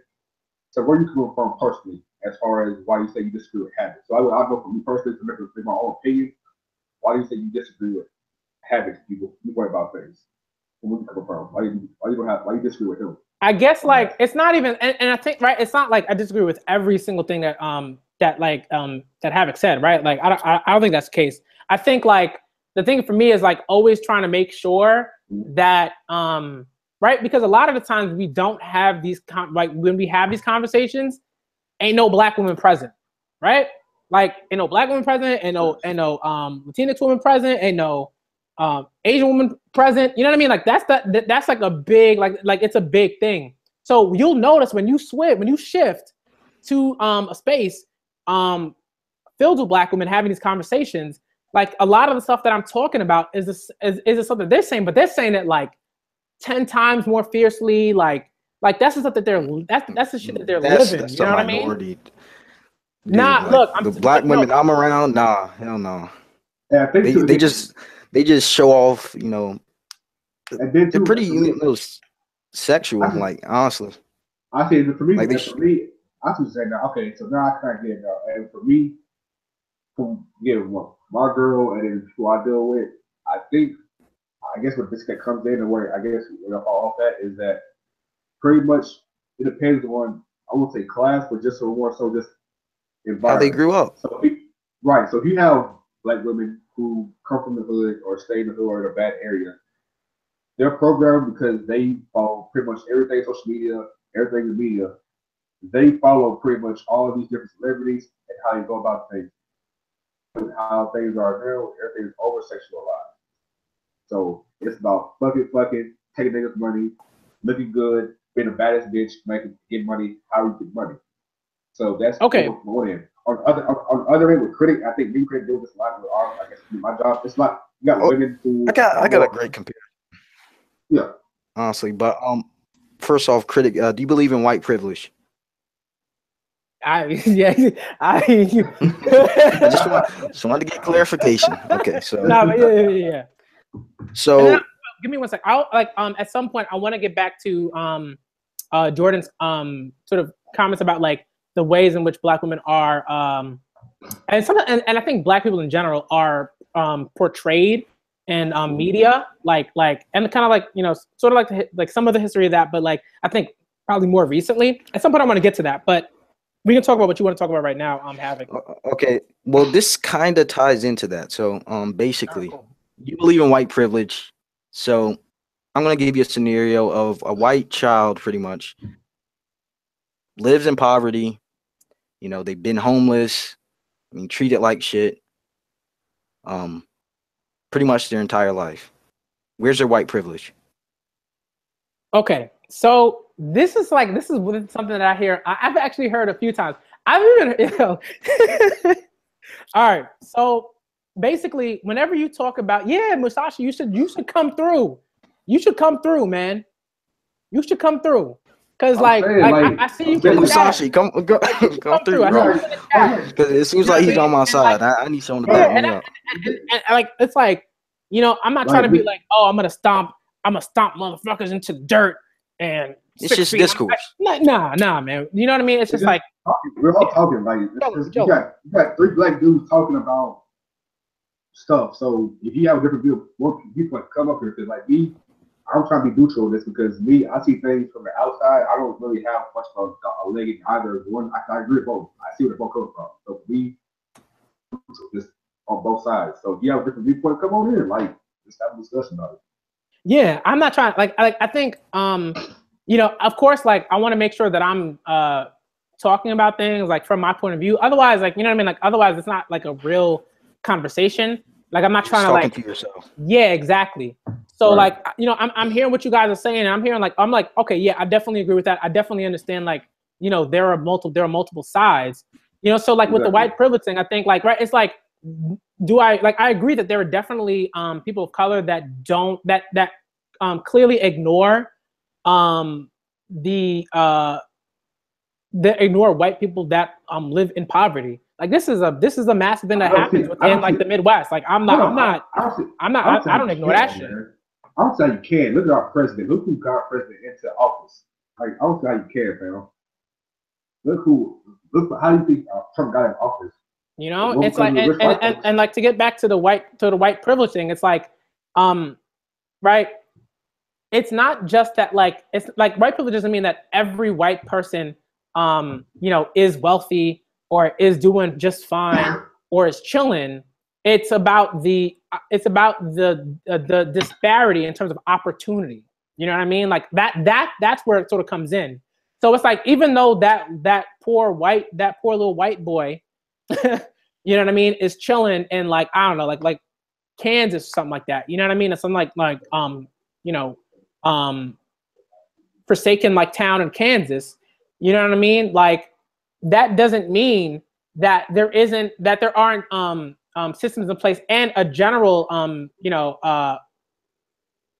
ideal that is racism that could help, right? That could hypothetically help that white person gain more of an opportunity to sort of move up in particular circles than a person of color. You know what I mean? That's kind of what I'm talking about. I'm not talking about like every white person is getting wealthy, every white person got money, because that's clearly not true. I mean, a lot of white people don't like each other. To be completely honest with you. Yeah. I mean, look at Antifa and what was it, the Charlottesville shit, whatever the other group was. All right. I mean, that was a bunch of white people. So that just shows, No, yeah, definitely. I mean, like, there's definitely like, right, and I think like, they're definitely like, I'm not like I would never say that like there are no white allies, because I think that's like a stupid ass thing to say. So like they're like white allies don't exist. I'm like, no. I know quite a few people that I consider like white people that I consider to be allies that like are up up and about, doing activist work, working in black working with to help black circles, do their activist work and stuff like that. You know what I mean? So also another quick question. Why do black people need allies and help, but white people don't from blacks? Why can't we just help each other? Wait, what happened? Why can't black people need allies and help, but white people don't? Why can't we just help each other? Wait, what happened? Wait, hold on. Is that Musashi? Yeah, he has a huge echo. Oh wow. Okay. Hold on. Oh, your little kind of fucking with my headphones. Yeah. Okay. All right. When you get the headphones, all set up, Musashi, come through. Say peace and everything.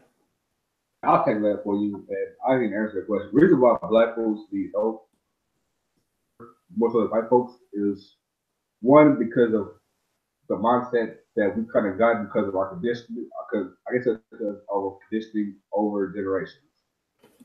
Folks don't have. What's that? I'm sorry. What's that? Conditioning. Pretty much our Conditioning. conditioning is more so our living conditions. So since slavery, we always had the mindset of because we had the house nigga and the slave nigga, there's always been a disconnect there, starting there, and then going from slavery to pretty much civil rights, poverty, even until the 80s was the Okay, crack. sure. People don't believe on if the government could correct the hood in the hood or not. That's up to you. Again, I have my own opinion on that. But from there to even now, it's always been a conditioning or just a mindset of black folks, people. But do you? I think we should kind of try and get out of that. I think that's the point, and it's possible. It's proven to be possible to get out of that conditioning. It is, but the thing is, with again, not all, but most people get money. So again, I'm sorry, I'm gonna say out speak. Most niggas get money. I say the N word eventually, so it feel like it. I don't. Yeah, I mean, look, like I said, like again, like I don't go around and like point at like random black dude. I'm like, yo, stop saying nigga. Like, nah, you go ahead, man. I'm not here, nigga. I go around like doing stuff like that. Like, we more about respect. That's why we about respect. That's why I asked. Like, you don't like it, I will say it. Dude, it's just a word. I know. It's pretty. That's it's a word. Good, man. All right. So like most niggas, when they get money. Wait, hold on. I want to see if Masashi's mic's working. Yo, is your mic working again now? Yeah, I'm not sure. Is it working? Perfect. Yeah, it is. Yeah, it's good. Masashi. Yeah. All Okay. right. Okay, good. Yeah. Right, go ahead. Do your thing. I got my piece real quick. Table, man. Do your thing, man. Yeah, I'm gonna say my piece real quick because I gotta get to bed soon. Oh yeah, it is late. Yeah. I kind of disagree on that because like I'm hearing like a one-sided thing. Like the whole night that I've been listening to this conversation, it's like black this, black that, black people have it hard, blah blah blah. Well, you know, white people have it hard too, man. It's like other races aside from black people ain't been slaves, man. You know, there's other people outside of just being black that have been slaves in the world. You got to think about it, man. Think about it like this: like people like the Jews, man, they had it bad. They had it worse than any black person I could think of. 1 million Jews were like burned, killed, because some idiot thought it was okay to do that. I mean, think about it. Most people that I've been listening to on YouTube the past couple months, they've been born in the 90s, man. They're not even the 80s babies. They're 90s. Some of them are millennials. Like, they were born in 2000, 2001. And they're sitting here talking about racism like they know something about it. I mean, kids today are cruel. That's just the way things are, man. It's not easy. And just because you're black don't mean you have it any harder than a white person or an Asian person or a Hispanic person. We're all equal, man. Everybody has it hard. That's life. Life ain't easy. When I hear this, oh man, this got me going. Like when I hear this, talk, bro. Go ahead, man. You got to talk. Yo, yeah, talk from your heart. Man, let me tell you something, man. My dad was born in 1949 in Georgia. 1949 Georgia. He grew up in the 50s, man. Like everything was everything was separate back then. They had it rough. I mean, it wasn't just the black people having it rough down there, man. It was white people and black people. They hated each other. That's just the way it was. We weren't around for that, man. We're not Muhammad Ali. We're not Jim Brown. We don't know what went on back then. I mean, we weren't even born yet, man. When I hear people talk about racism on a daily basis, it just gets my goat that everybody complains about it, but it seems like nobody's doing anything about it. They just keep crying. They just keep crying and crying and crying. Oh no, man. It's like I agree with you with that. It's like, man, I got called a nigga, man. I got called a cracker, man. It's like if a dude's gonna come up to me and call me a cracker, I hate to say it, I'm gonna call you a nigga. That's just the way it works. I'm a cracker, you're a nigga. What can we do about it? Names are being said every day. Just because you called a cracker a nigga don't mean it's bad. It just means you said something stupid. Move on and quit crying about it. Because the more we cry about it, the more shit this doesn't get worked out. Stop crying about it. Start talking about it. And Start you know making, what? all I'm saying is be part of the solution, not part of the problem. Talking about it but not doing anything about it isn't helping us, helping the problem at all. Yeah, I When you agree. sit here, when you sit here and you whine about it, but you're not doing anything to make the problem better, you're just making it worse. Just quit talking about it if you're not going to do anything about it. And Okay, so now hold on. So I guess like I have a few things in terms of responding to that. But I think the first thing that I would say is like when you say like we don't know what happened, we don't know anything like that. Like we know probably almost too much. We have too much history, too many narratives, too many slave narratives, too many testimonials, too many you heard about it, man. laws, too many listen, you know what I mean, like books, texts, articles. Yeah, see, that's the problem. Websites, all those things. We know all that stuff. So when you say we don't know that stuff, we know the stuff. No. See, people don't talking about that stuff. Yeah, see, you read about it, or you. But I'll let you rebut. All right. See, you read about it and you heard about it, but you didn't live it, man. I'm talking about people that actually live this stuff. They have more of a right to talk about it and speak up about it than somebody that just read it in a book. Dude, I don't have no idea what went on back in the 40s, 50s, 60s, even the 70s and 80s, or even 1800s and before that even. But it's not just white people that slaved the black people, man. Black people slaved black people. White people slaved white people. White people took the Indians' land. Indians did this to white man. I mean, it was whites.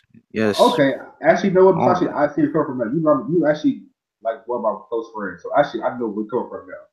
If I could ask one thing, so I see where it's coming from. He's more so someone like, if you ain't live it, don't complain, because you don't know what it's like. You may know what it's like now, which is not as bad as it was back then. But if you had experience they went through back then, you just know about it from reading, but then actually live it or experience it, you can't really complain much. And I see what you say with that, because I have a friend of mine who has the same way of thinking. My main thing is this: if the actions back then, granted, if it didn't affect us personally now, so the actions back then affect our family. So say for your family line. Say back then, 1800s, they were enslaved, and that could be a difference between you living good now or having money now, or being now because of how like back then. Would you still feel the same way? So for I guess you say for African Americans, and again for us, we don't complain. We talk about it. So for us, say we complain, quote unquote, or talk about the issue because we were literally kings over in Africa, living good before we came over to America as slaves. So that's why we complain more so, is because we could have been living good by ourselves over in Africa instead of where we are now in a foreign land because of people coming over to have us as workers. Again, what you're saying is not wrong. Again, I agree with what you're saying mostly. I agree with most of what you're saying. But at the same time, you gotta think that actions back then, we didn't live it, affect us now. Yeah. Okay. Okay. I'll agree with some of that. Like, but you also got to think of it this way too. Like, without bad or without evil, there's no good. And look at all the good that came from that. I mean, think about it. I mean, if you guys weren't slave, you guys think that you guys would be as far now as you would if, That's hard to say. That's hard to say. I can't say that. That's hard to say. Yeah. I mean, just think about it. I mean, do you think things would be different if it went a different way, or better, or it might be worse than it actually is now? Wait, can you I don't know. Could you be a little bit more specific? Like when you say do you think things would different? Think about it. Like, okay, position of power. You said, black people, look at the first black president. I mean, you guys thought for years that you guys wouldn't have a black president, and then Obama, he gets elected into office. I mean, it all starts out small, man. I mean, it's not going to be something big overnight. You got to think of that shit long term. I mean, you're not going to all of a sudden, okay, because one black person did this, that another black person is going to go through the same shitty situation. I mean, think about it, man. I know white people that have it harder than black people. I know black people that have it harder than white people.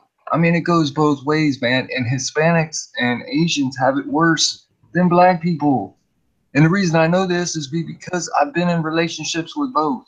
And it's hard for everybody, man. It's not easy for just one race. I mean, you got to think of it this way, man. Okay. Did you ever think about the reason white people sometimes have it easier? It's because we have like 65, 66% of the United States is made up of white people. I mean, there's just more of us. So, I mean, of course, you're going to see that. Of course, you know, well, by yeah, but, numbers. right, And, like, yeah. And Yep. like, okay, so. and okay. Go ahead. One last thing. Okay, about this thing about black girls have it harder or something. I missed it because I had to leave. I don't think that's true either, man, because I know some black people that are real successful. Black women are successful. Look at Oprah. Dude, she's one of the most successful black women that I've ever seen on TV. She's more successful than most white people on TV. Yeah. Women, period. You're thinking, sometimes, man, I think you're one-sided, dude. You're not seeing both sides. Yeah, I mean, but you're seeing heads, but you're not looking at the tails. But even the example that you just gave, like you put like one person, you were like Oprah successful, so that means like it's almost like it's like a weird, right? It's like no, just because I said Oprah, I said 13% of the population, bro. Like black people, period. What happened? I said Oprah. I said Obama. That's two people. Dude, Well, I they're can name a 13% of the bunch more, population, though, critic. Yeah, I mean, you got 13% of the population. Like, dude, look at all these. and they're the players. president. That's great. Dude, look. And at then you're talking about that white people are like what 63% of the population, and like you got like do you like I'm trying to figure out like how do you not understand like that like the power that like I think you understand like that there is power in terms of like just the sheer numbers, right? In terms of like the population, right? Yeah. But you also have to understand that like it's not only just the population, but it's also like the wealth that that's coming out of a small percent of that of well, not even a small percent. I wouldn't even say a small percent, but like a significant percentage of that population of white people. So what you're saying is, yeah, the wealth comes from white people because there's a lot of white people. Yeah, but I mean, you also got to think of it this way too, man. You have other black people that are in position of somewhat power. Jews do way better than white people. Yeah, what happened? What happened? Actually, you know what? I think now where I'm getting understanding both Havoc and where's it coming from. So I'm on critic side, but I know I see where they're coming from. And I guess the correct both y'all are saying the reason why critic is saying that it doesn't matter that we have or Oprah as a billionaire being what she is because look at what's been done when we have people in the power. What has happened? We had Obama as president, but he passed more laws for transgender and the gay community than he did for black folks. He actually hurt our people more. To me, he was a good president. So what laws? I got one question for critic and you. What laws hurt black people specifically? Well, it's how you got. It's like very small things, but pretty much it's more so cracking down more so on the drugs. So pretty much, you could possibly get more time. Like you can get a little more time in the day for an ounce of weed. It's like very small stuff because of what's in our community. So niggas like doing drugs. Niggas like doing dumb shit. But why? Wait, what happened? Why do they like doing drugs when it's illegal, bro? Like that's silly. Okay. And another thing is like it's like illegal, man. Come on now. Again, with that again, that's a problem in the black community specifically, and we need to work on changing that. No, I'd rather not talk about that. Hold on. I also think like it's not like I think like okay. I'm not saying that black like all black people acknowledge is actually issues. saying right here. Wait, what happened? Is actually saying that it's okay for a black person to come up to a white person and call him a cracker to his face, but it's not okay for that white person. What is it? So wait, all right. Call that black person a nigga to his face. Dude, So how can that be? but So how? So you understand the difference between like the history of those two terms, right? You understand why, like, call me a cracker, but I can't afford to say, well, if I'm a cracker, I'm a nigga. And not even nigga, like with an A. yeah, but Because so it's not yeah, even but why are you white people making shouldn't say that and don't dichotomy even have though, the right right? to say that. I'm like, Yeah, dude, but yeah, like no, black people but have a look, hard. but look. Asians make up a smaller minority than black Hold on. I want to go back. people. Hold on, Mushasha, hold on. I want to go back to the dichotomy that you This is talking about, like saying, no, hey, he didn't. if someone calls born me in the cracker, I'm gonna 90s, call man. them You have no idea what like slavery you understand. is, man. Nah, That's hold what on. I'm saying. Hold on. Come on. You got. Let me speak real quick. All right. When you make that sort of like that when you sort of set up that dichotomy, right? When you say, oh, if someone calls me a cracker, I'm gonna call him a nigger, right? And then you try to sort of be like, oh well, I'm not saying nigger, I'm saying nigga. But the intention within that particular dichotomy that you set up clearly is meant to do harm to the black person when you call them a nigga. Right? Like that's what's going on there. Well, the same could be said for you saying cracker. You know, that's a derogatory. That's a bad term too, man. When you, it's a bad term. Well, I mean, it makes it no better. Like, it makes yeah. But see, my point is, man. It to me saying that is like okay, it's okay for say Dustin Reacts to say nigga like 24/7, but you know, to another black guy, which is fine. But like, if I say, you don't hear white people calling other white people crackers all the time. You see what I'm saying? I mean, because it's a bad term that I don't want to be called that.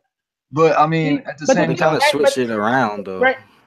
Like, look, think about it this way, right? Well, hold on. Think about it this way. Like, this is again. I was talking about this earlier, but like, this is a problem that, and I'm gonna keep coming back to this. Like, this is an issue that it seems that like that white people have. They're like, oh, why can't I say this word? Because you can't. It's a simple thing. If black people are in a group, you can't say that word. Don't say the word. Dude. This is not hard, son. So they can't. So you can't say cracker. So you can't say cracker. It's not a hard thing. I mean, that's just the way it is. Of cracker, like when people saying cracker, we talking about you are enmeshed in a history of slavery. That's what we're referring to. But dude, that sounds ignorant, man. That is so ignorant to the point of white people are like. Dude, that is ignorant, man. That is so ignorant on your part. What are you talking about? Hold on. I think, hold on. This is about this getting good out here. I'm saying what y'all saying. Personally, I'm on the mindset of havoc. It's just a word to me. So for me personally, I use context when I speak. When I asked her earlier, I use context. So like for critic, I have friends like critic who are pretty much like, don't say nigga around me. I don't care if you're black, white, whatever. Don't use the word around me because for them, they hold that word to a higher standard than someone like me. For me, because again, I'm from the South. I done heard every racist thing you can think of. So for me now, I'm more so numb, and then too, I see things from as a human, not as a black man, as an American. I see myself as a human. I'm seeing myself as a person. If I bleed, you bleed. So I don't see myself either lower or higher than you as a person. So to me, critic, you're not wrong what you're saying, and also on the other spectrum of it as well. But the thing is, what I guess what being missed is the context. So for Musashi, when he's saying that I can't say nigga because, and I can't say cracker, I can't nigga because you say cracker, it's getting lost because of the same thing. I guess this is me, but it's me. I feel as though pretty much, I feel for me pretty much it's just context. So for me, I know for a fact once my white friends, I don't care if you say nigga around me or not. I don't really don't care because again, if I know you're some uppity white dude from fucking Princeton who wants to try to trigger me to get mad by saying nigga, I don't really give you no response. I give my time of day because they're trying to get off some bullshit, trying to make me mad. But if it's someone that I know or at least know who's cool, or I know I can say, you know what, he's a cool looking dude. I don't care how he talks because I know for a fact he ain't trying to do anything malicious. So for me, it's more about the context of the word. So no one's wrong, but at the same time, it's more so how you put onus on the words. So if you think if you feel like Musashi or Havoc who say, if I can't say this word, you can say that word, that's fine. But critic's right too because he's saying knowing the history of the word, he feels that no one besides niggas, even then, he just said he don't like even niggas say it as well. So he said no one for critics say it right as well. So it all depends on context. That's what it's all about context. And also, in my opinion, it's either all or nothing. Like you can either say every word or no word at all. Like some people are okay with people saying faggot, but if you say nigga, they get upset. I'm like, that's stupid. They're both offensive terms, so you shouldn't. Offensive terms. I think both. Cracker is an offensive term too. So do you think you're allowed to say that? Oh man. That's an offensive term. Okay. Hold on. What I want to do, I want y'all to tell me like why you feel like cracker is offensive. I want you to have that discussion because I want to hear that. I have my own conversation, but I want to hear this conversation. I want to get into that because I think we have to.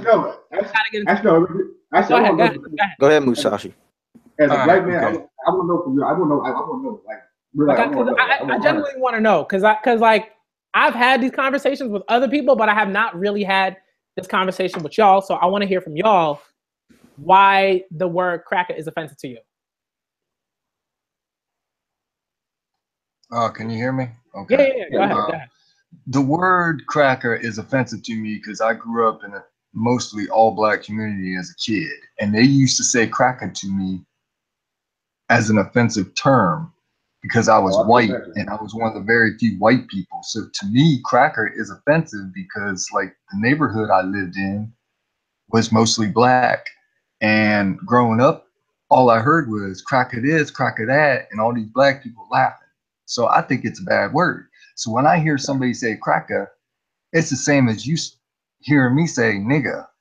And I don't like either one, but if somebody's gonna walk up to me and call me a cracker, I'm gonna walk up to them if they're black. I'm gonna call them a nigga because fair is fair. That my parents raised me that if somebody's gonna raise their hand to you, you raise your hand back. Otherwise, they're gonna keep picking on you until you stand up to them.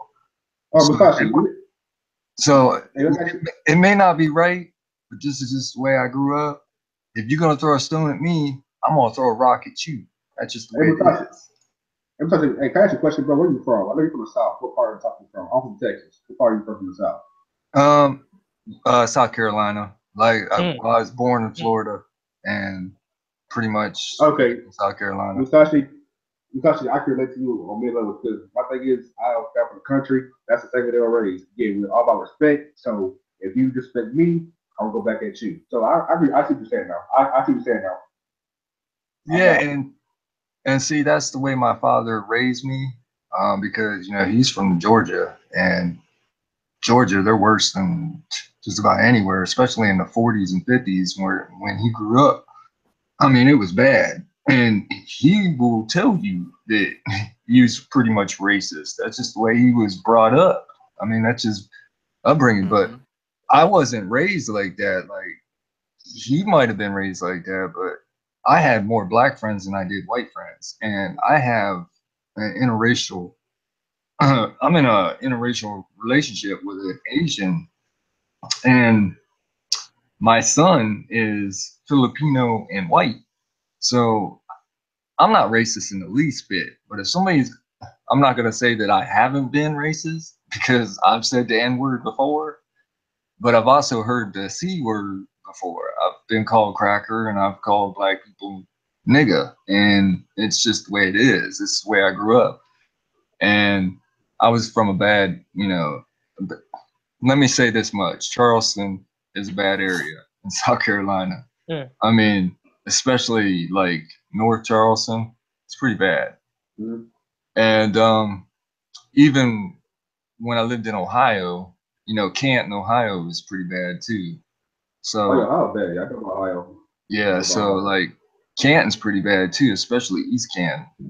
But I'm not gonna go there either. I just don't like either term. But if you're gonna come at me, I'm gonna come at you. I just hate hearing one-sided arguments because it's like, black people have it hard. I get that. But so does white people. So does Hispanics. So does Asians. So does Jews. So does Japanese people. I mean, just look at it, man. This idiot Logan Paul has got everybody freaking drowning on him, and for good reason, because he's making Japanese people look bad. I mean, think about that for a second. You got one idiot that trolls a whole country in his vlogs, and you got idiots that are like young kids thinking it's cool to do that. I mean, it comes in all forms. I mean, it's ridiculous, man. It's coming from all sides. It's not just one race. It's whites, blacks. You could be white, black, purple, green, red. I don't give a shit what color you are. It's gonna happen everywhere. It's gonna happen to everybody.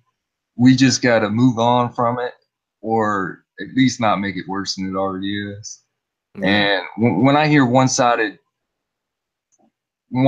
arguments, man, it's like I got in this thing kind of late, and yeah, it's all right. I heard like black this, black that, black women have it hard. You know, I was mugged or I was like held up by gunpoint. That happens to a lot of people, man. And it's just not black people, it's white people. Man, I've been jumped. Dude, my family was on the news, man, because we got jumped by 10 black people. I mean, come on now, think about that for a second. We was in the backyard working on our car, and we get jumped by 10 black people. And let me tell you something. That wasn't right. And it happens, bad shit happens to everybody, man. I'm not gonna say it just happens one set. It happens to everybody. And I just hate when people use the race card, because that just triggers me. It's like, man, this ain't a race thing. This is a human thing. You know what I mean? It's a class thing, man. So that's all for me. I say it's all about class at the end of the day, because actually not gonna let you a lot more. So now we can go from, like, for me, that's what I always say. For me, it's never about race anymore. Like, race to me the race thing ended for me back in like probably like 2010. For me, it's now about class, because now it's about just money. So I don't see why everybody's mad about what comes to race. I mean, I see why, but to me, everybody has focused on the bigger picture, because you notice in society now, it's all about where you're at socially or where you're at money wise. It's all about class now. That's why I agree with the same number of thoughts you again. Certain things I still iffy about, but I feel you come from, like, me, I feel you come from there. Like, I have the same viewpoint as you as far as raw human. So I bleed as you bleed. So for me, like, you're no different from me, you're no better from me, no worse than me. You're human. So I feel you're coming from. A lot of people are like probably you or me, where we, because a lot of people are like, again, like critic takes it into history, and for that I follow, because he takes it into history. For me, I take it in, but I understand that the history only goes so far, because after the history, what's else? Because again, our people, black folks, Hispanics, a lot of people have been crying for different rights, and all these different rights we want to have. And we've got to, quote unquote, end our Bill of Rights. We got to Bill of Rights, and we have our rights, quote unquote. But at the same time, as far as equality or are people doing better, what's happened? Because from what I've seen, people that have done better in the last 10 years are the transgender gay community. Those are people that I've seen, again, from people I've seen, haven't gotten from being treated like shit. Now, you can't say one word about them without being called a fucking devil. So that's all for me. It's like, it's more so about just using what you have to make change. So for us, when I say black folks aren't there yet, because we have all these different celebrities, these different influences. People copy us. Everybody copies our style, copy us, but at the same time they may copy us, but we still are treated equal as everybody else. Why is that? Now I feel because, again, we'll never come back. I had to say, we never come together as a people to do much of any good for our people overall. So that's why when you say it's a black thing here, like, that's why black is like that. It's because you want to know what can we do to do better. Like, what can we do as people to get better? That's why I always say, we always complain about our issues, because in our community, black folks, it's an issue. So for us, we always focus more so on social media.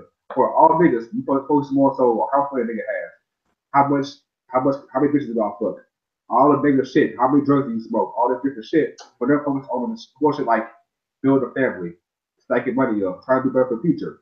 Everybody focus on now. That Versace is that for us, for our people, we're gonna always complain because our issues never get fixed.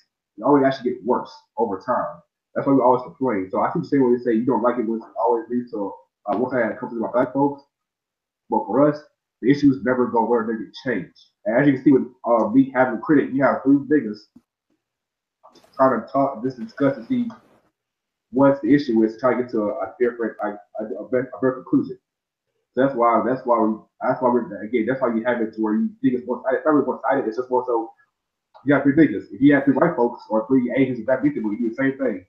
It'd be the same kind of argument. It'd be just three Japanese people talking about Japanese issues. That's why it's like that pretty much right now. So that's really the main thing. Really, just pretty. It's just pretty sad. That's all I care about in America right now. Yeah, I just wish there'd be a point where we just move past this, because like this is getting old, if you ask me. Like it is. I feel it is personally. I feel it is, because people always again. I have my cousin, my uncles who always complain about white man this, white man that. But I'm like, you older than me. You lived through more serious and fucked up shit than I lived through. But so you should know how system is already. You know how it is. Like you look good. Like they look good. Don't get wrong. But they always complain. I'm like, playing gets nowhere. Like always talking gets nowhere. Like me, I'm not like critic who I'll uphold like history, because for me, the history hasn't got, because what I've seen, the history has got nowhere. We haven't got anywhere as people who I've seen since I've been alive. I'm 55 years old. We haven't gotten much anywhere. Again, we may live good. Again, you have opportunities to live good, but as far as certain rights that other ethnicities get, because again, with Asians, because they work harder. Again, they work harder than us. They work to get the jobs that have more influence. So with that, you have the influence to go ahead and talk to these different lawmakers, different people, to have laws made to where it fits their people. Also, too, you got to think, all other races vote locally. So we wonder why niggas never have different rights locally, or you always vote Democrat. It's because people vote locally. Like starting last year, I actually start voting in local elections, because that's where all the change happens. That's all the everything's happening locally. Yep. Nationally doesn't do shit for us. That's just for niggas to do big shit. But notice that New York, I say New York. I'm sure you know this, critic, because I think New York, right? Critic from New York. Critic. Wait, what happened? Sorry, I'm just listening. I mean, are you from New York? Yo, yeah. New York City, yeah. So you know, like in different boroughs of New York, in different parts of New York, you know how hard the different. I know how what? How hard the different minorities, like the Jews, the Irish people, you know how in certain parts of the city, the Jews don't get as far. Oh yeah, I mean, like they go hard like for their own part of the city. You know, it's not like in Little Italy, whatever. I'm not making this up, but like the part of the city is all Italians. They go hard in that part of the city, so they vote locally and make sure that nothing gets changed for their people. But for niggas, we don't care about that shit. All we care about is, again, all the flashy shit. We care about fucking bitches, doing drugs, and then doing dumb shit. Not doing shit that actually will help make change. That's why when, like I said, like people always complain about shit, like, no, like, actually make action. Like, do small shit, because small shit is bigger stuff. So if we actually strove to do better as far as getting better jobs, doing better, and getting better influence, then they actually have something to show. But the only thing we care for is just being the big star, the big nigga with money, who can say, like, I made it. I have money now. Instead of being the nigga that I have money, but what can I do to help the next nigga out to get to where I'm at, to have more influence? Went down, that hurt us as people, because like Wall Street, that was like a one thing we said that was ours. We had that was our thing, but that's gone. Now we have to support shit. Wall Street. Black Wall Street. Oh. Yeah, we kind of ruined that. That's why me personally, like, I know again, I believe it. I know the history. I know the current history. I do my history, my research and everything. But at the same time, unless we do more as a class and do more of our influence, ain't gonna do shit that gonna change for us as people personally. Yeah, like you're not wrong. Like, and I think like there are to say that the Black community is, unified or anything like that, like that's because there is no community on this earth that is I think like totally unified. Well, not totally, but You know what I mean? You know what I mean? Nah. Even then, there's a lot. There's a lot of shady Jews shit. are really. I don't even want to get into that because I've talked with because like on the college that I went to was like largely Jewish community, Orthodox Jewish community, and it's like there's a lot of stuff. There's a lot of history. There's a lot of books, a lot of testimonials, a lot of people that I know personally that have told me about a lot of stuff, a lot of shady stuff. But I'm not gonna get into that. 'Cause that's like another stream. You know what I mean? But like, so not even them, like that's like that. It's like a, what's the word I'm looking for? It's like a hierarchy. A veil. I mean that too, but it's like a veil of like unity, I would say. Oh, okay. Like you know what I mean? Like it's kind of like that. But in terms of like, in terms of like, you know, like the Black community and things moving and making moves and stuff like that. Like I totally agree that we could definitely be better. I would never say, oh, like, you know, damn, like we shouldn't do nothing. We should just sit around and you know, lazy boy and not do shit. Like, no, like we got work to do. We got to do that work. But what I will say is that there are, and I mean, I can only speak for like certain communities, like certain communities in like California, New York, you know, like East Coast, certain parts of the West Coast. I can only, you know, and certain like Southern states and stuff like that. Like I can only speak for like those places because I know people from those places. I know activist circles from those places and stuff like that. And I can guarantee you, like, there is definitely work being done in that regard. But I think the thing that like bothers me is like sometimes people feel like we can't both do the work within our community and make sure that, like, you know, all of the systems that work in support of white people, like we can't fight those things too. Like we can do both. Like people can multitask in that sense. It's just that you have different what's the word I'm looking for? Like you have different like you know, like different groups do different things, right? Like, you know, you might like a union, like Black unions will, you know, or Black activists that work with unions have like their particular goals like in mind, and, you know, for the community. Black teachers have particular goals in mind for their community. You know what I mean? Like there are things that you do. So like for me, like as a Black teacher, I do particular things for the Black community. As a Black mentor to undergraduate students of color, I do you know, particular things for the Black community. You know what I mean? So you know, so it's not like, and right, even like having these conversations and trying to have these things on my channel and stuff like that, like those are things that I'm trying to do, not just like for the Black community, but also to make sure that, like, you know, I hear you know, like Musashi's side and stuff like that, because I like when we were like sort of going at it a little bit, I was like, whoa, what's going on? And then when you told me about, you know, how you grew up and what's going on with that, then I could better understand, like, okay, now I got it. I understand where you're coming from. I get it. You know what I mean? So I don't know. I mean, that's what I'm gonna say. But go ahead.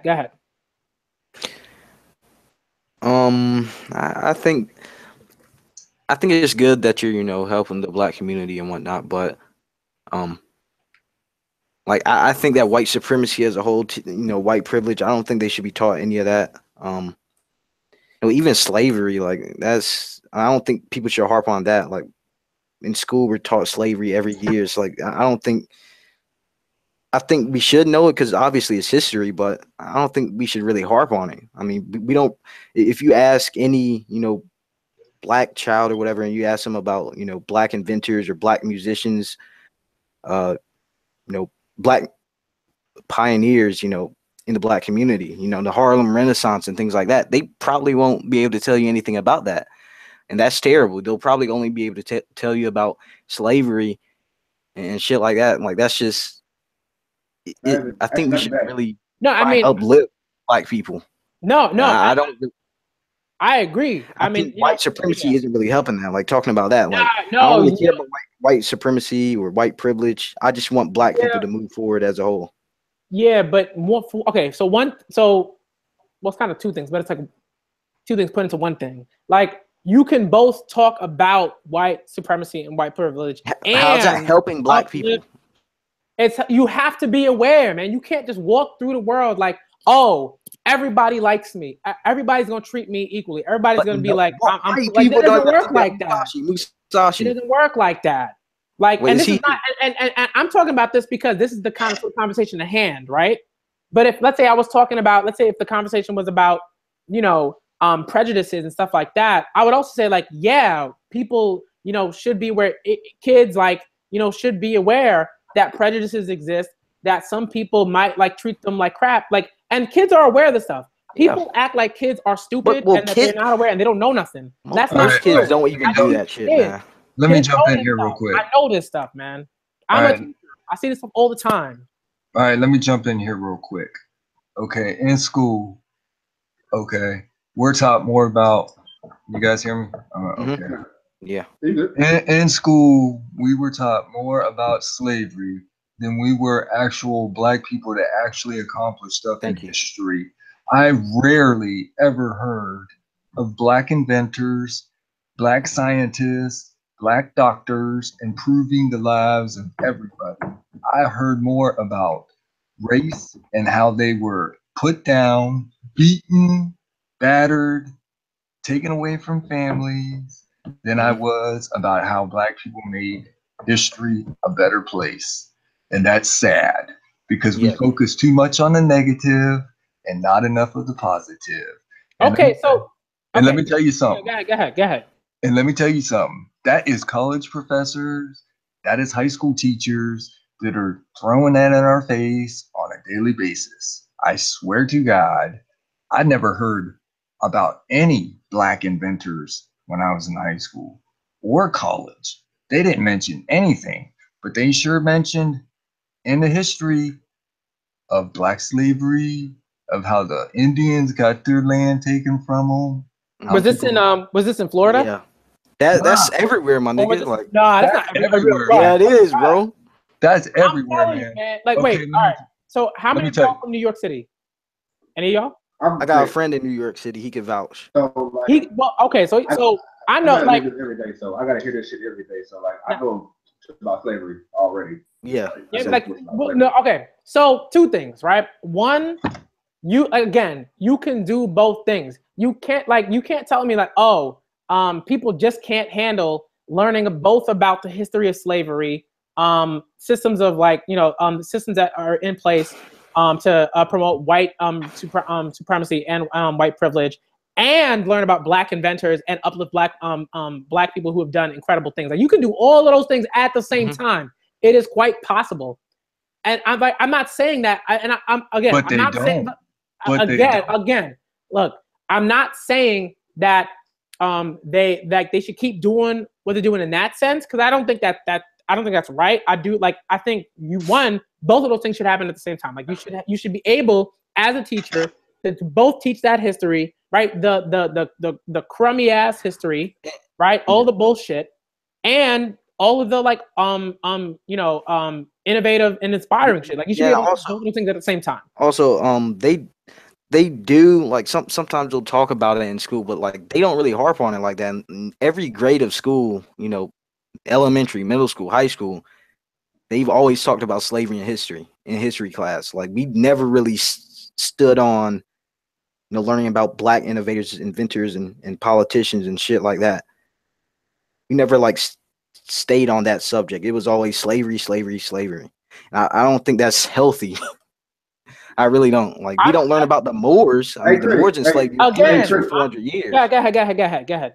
I know, Chris, I have a question for you, because this will help. I guess this will help me ask a question for both my habit.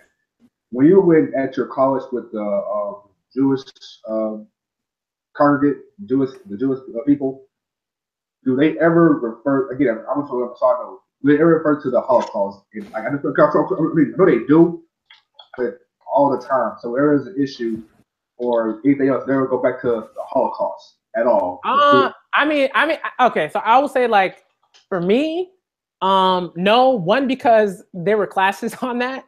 So like, so it was, you know what I mean? So like, so in almost in like every, I guess I would call them like subject or whatever, or like major or whatever, like at least in the humanities, there were always classes. Like, there were always like, you know, Holocaust classes, like the history of the Holocaust literature, stuff like that. Right. So it wasn't like so they had spaces where they could talk about that. So I think that was like probably the biggest difference. I don't know how that works in like other colleges across the country, but I think with the college that I went to, because the population like was like predominantly Jewish, like there was more of an incentive to have classes where they could have those discussions. And that's why, like, for me, like, I know a lot more about, you know, Jewish culture.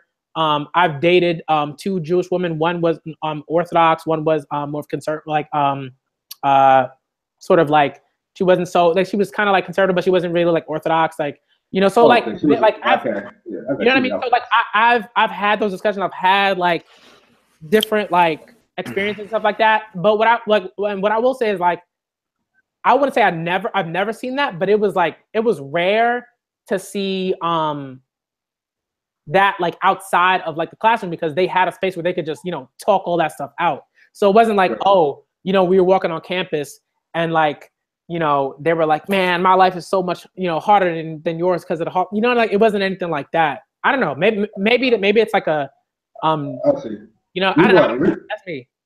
I got you. I say that we bring up because of this, and yeah, of course, I say society and class.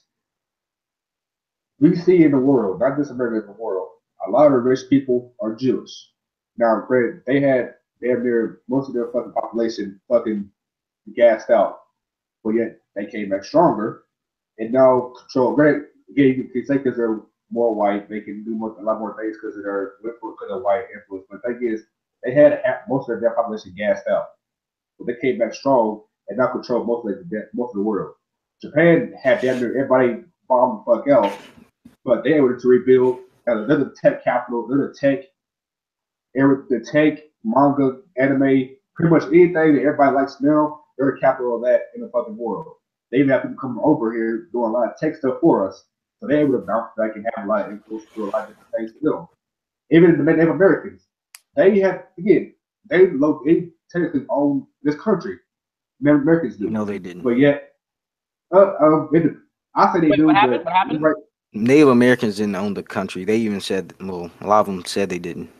Well, I say all, but they say again they have claims to it. They have claims to it. They were here first. They were here before. They were. Well, they didn't own a country because it wasn't America. Like, it wasn't like a country. You know what I mean? But I get what you're saying. Like they clearly you know, had laid claim to like land masses. You know what I mean? Like, right. Yeah, different Native Americans though. So right, they got to where they lost. The thing is too, they were smart. They actually were able to not only get some of their lands back, they actually make money off of everybody else, the casinos. Yep. But the thing is, and Craig, again, you're not wrong with what you're saying, because you're right as far as it's important to know the history of slavery. I can say, well, the thing is, you have to do what's doing better for your people. So the thing is, our people, the thing is with us, we had slavery. Okay, that happened. We had slavery, civil rights, even apartheid over in Africa. So we have multiple different things that fucked us over. The thing is, what they're both saying is, what are we doing as people to get over that and overcome that and do better? Because the thing is, we see different peoples go through a lot of bullshit in history and overcome it. But with us, we still stay complaining. Exactly. So the thing is, you're not wrong when you say it, but I feel like they're not saying more right, but the thing is, actually, they're careful saying, what have we done as a people to do better, overcome? Because we see it today. We see it. When we see all these different ethnicities or different peoples overcome fucked up shit in their own history. So that's why people are saying is, what can we do to do better? And I agree with that, because again, where I'm at in Texas in the South, all niggas care about down here is, again, how much money you making, how much pussy you fucking, how much drug you smoking, how much you floss, pretty much everything's flashy. That's everywhere. Everything's flashy. But and then the thing what's so crazy about it, we'll praise the fucked up shit, and people we'll praise all the bad shit. We're not able to do it. They good. But then when something bad happens, we're complaining like, here we go again. Here comes the white man fucking over. Here comes America to do this now. We go through a lot of bullshit. We do a lot of fuck shit. Are you wrong? Again, I go through it almost every other day. What we done as a whole, because we actually have very the thing is, we have probably most influential people in history and the world today. We have the most recognizable figures in Oprah, Michael Jordan, fucking Kobe, LeBron. We have all these influential people we see every day who we all want to be like. But at the same time, we have these people, but that doesn't happen. All thing they do is probably go ahead and give money to different charities. They may have some in some of their hometowns. They do like Oakland, Chicago, LeBron, and Akron. MJ may do something in New York or somewhere in North Carolina, but other than that, when it comes to actual building of our people. But you see, you will see with Asians. Asians are able to have their own little section of the community in different cities. They actually they do good, but they're good. They're like I said, they're small. They're a small population of America, but they do great. They actually make a lot of money. Middle East, they do good as well. But us, we still stay in the hood, stay fucked up, and won't complain about the shit, and not actually do things influential. Like I just said again, this is what they made thing get. I said that they wrong, but we see in the last 10 years how the gay trans community has gone from being a fucking outcast to now you cannot speak bad about them. And that's where I say that's more than just knowing the history, because we see a group of people go from actually really being outcast, from being pretty much, if you were gay, trans, whatever, you were considered to be pretty much dog shit. If you say one bad word about anybody in that community, you are the devil. That's where I think they're coming from. It's like we have everything to get to that level to where if you say do anything wrong against someone black, it's a fucking outcry. But if you do something against us, oh, it's more bullshit. That's it. It is now. All right. Yeah. Can I say something before I go? Because I gotta go. My girl's about to kill me. Oh yeah, go ahead, bro. Go ahead, Sam. Like, okay. I just want to. I'm gonna leave on a positive note here. Okay. I just recently watched a movie called Hidden Figures. Oh yeah. Yeah. See, I didn't know anything about these guys until I watched this movie. And if it wasn't for black people, I don't think we would have made it to space. Now, give that a big thought. And they were hidden, and that didn't stop them. Now, she's one of the brightest people that I've ever like read or even heard about from what I've seen of the movie. And you think that stopped her? Now, this woman literally had to run to the other side of the freaking city just to go to the bathroom. And she still managed to get us in space. Now, you either do or you don't. And the reason that a lot of black people say they get bent down or turned down or whatever is because I don't think they try hard enough, or they just don't care enough to want to try hard enough. Because even I give up before I even try a lot of times. And the only person I can blame is myself. A lot of these black people that say they get repressed or they don't make it nowhere is probably because they don't try hard enough. Same can be said for white people, same can be said for everybody. I just think people need to try a little harder and complain a little less, and we might be better off as people. Until then, you know, it's never going to change. Everything's going to be more toward the negative than the positive. Because it seems like I don't even like watching the news anymore, because a lot of times when I turn on the fucking news, it's somebody getting killed in Baltimore. And it's like, I ain't even gonna lie, dude. We had 343 murders this year in 2017, which is freaking crazy. Yeah. And this shit's not gonna change unless we do something about it. And it's just gonna continue to happen. And we always seem to focus on the negative and not the positive. And back to okay, I'm gonna go back to that movie now because I'm getting kind of sidetracked. That's all right. But like I said, man, I think I try to be positive because my girl says I'm negative all the time, and she's mostly right because I grew up kind of hard. Gotcha. But like I'm seeing all these people on TV that are from different races that have it hard, but they strive, man, and they work hard, so they get somewhere. But if you're like me and you're lazy a lot of times, you're not going to get nothing. You're not going to go nowhere. And that's just the simple facts. And it's not because I'm white and it's not because I'm black. It's just because I'm fucking lazy. And you just got to think of it that way. You see, she works hard and she's where she's at now because she worked hard and she busted her ass.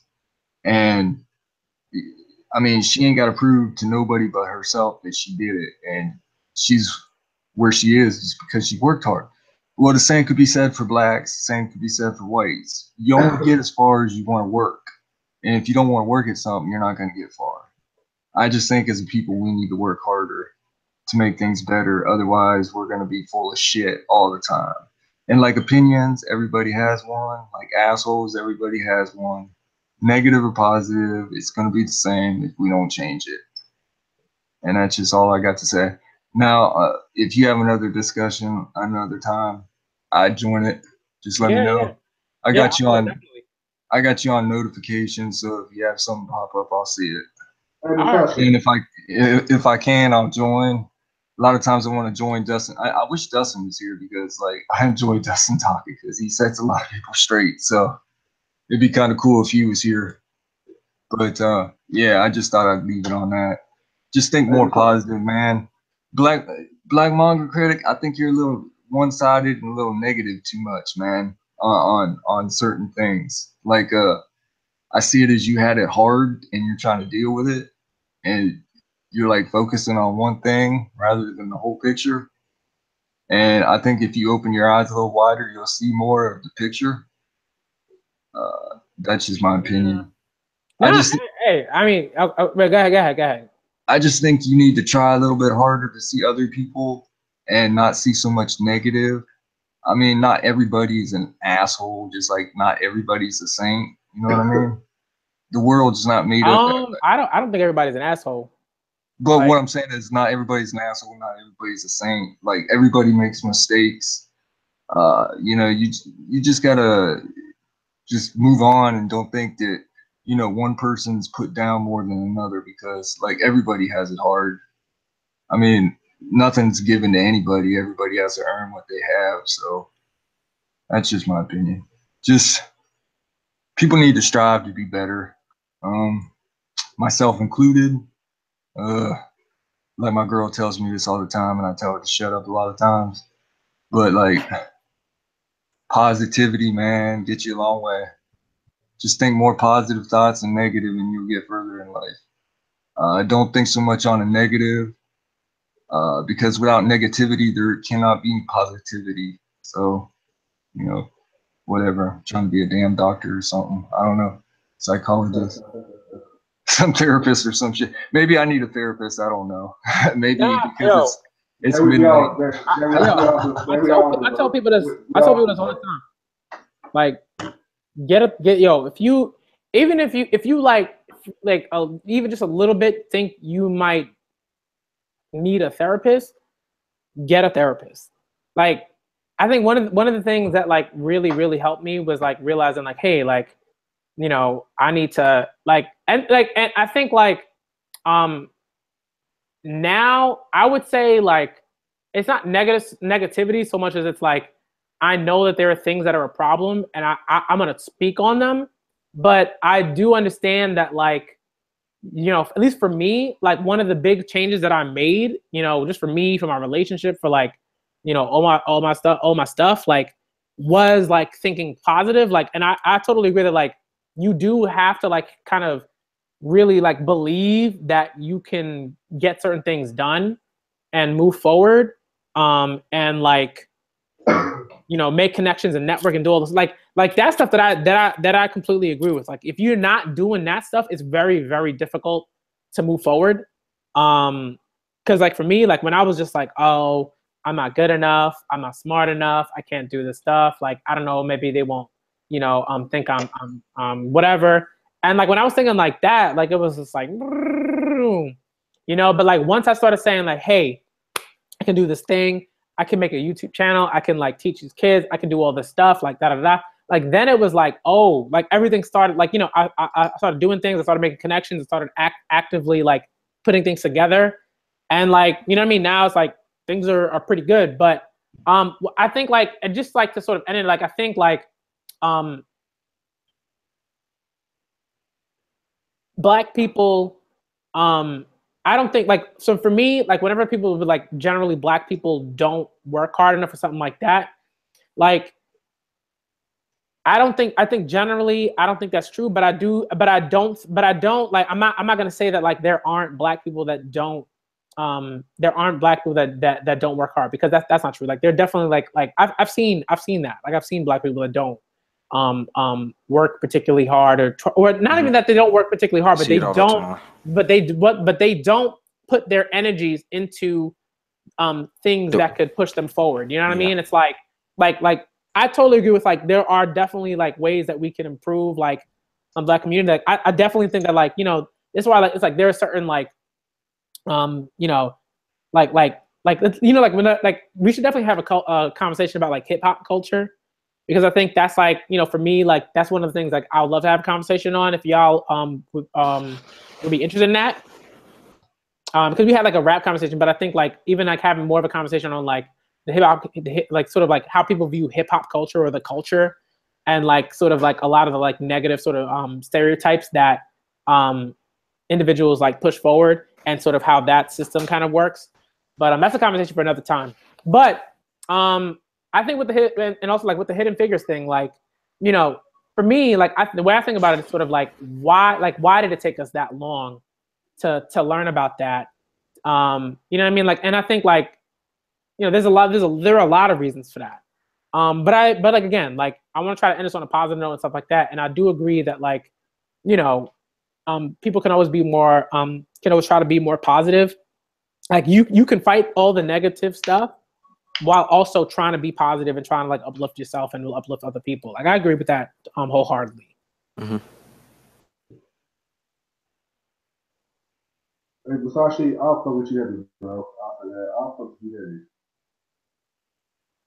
Yeah, you know what I mean? But like I think like one thing, like for me, when I was like, I want to say, you know, when I was like going through like K through 12, like it's much harder, I think, like when you're going through K through 12 to like you know, be aware of a lot of things. I mean, like not now, but I think like at least for me, like I was like, you know, like as a kid, because you're so focused on like, oh man, I'm just trying to like survive high school, or I'm just trying to survive middle school, I'm just trying to survive elementary, like I'm just trying to get out of K through 12, right? Like that's kind of like the goal for, like I think for at least a lot of people that I knew where I grew up and everything like that.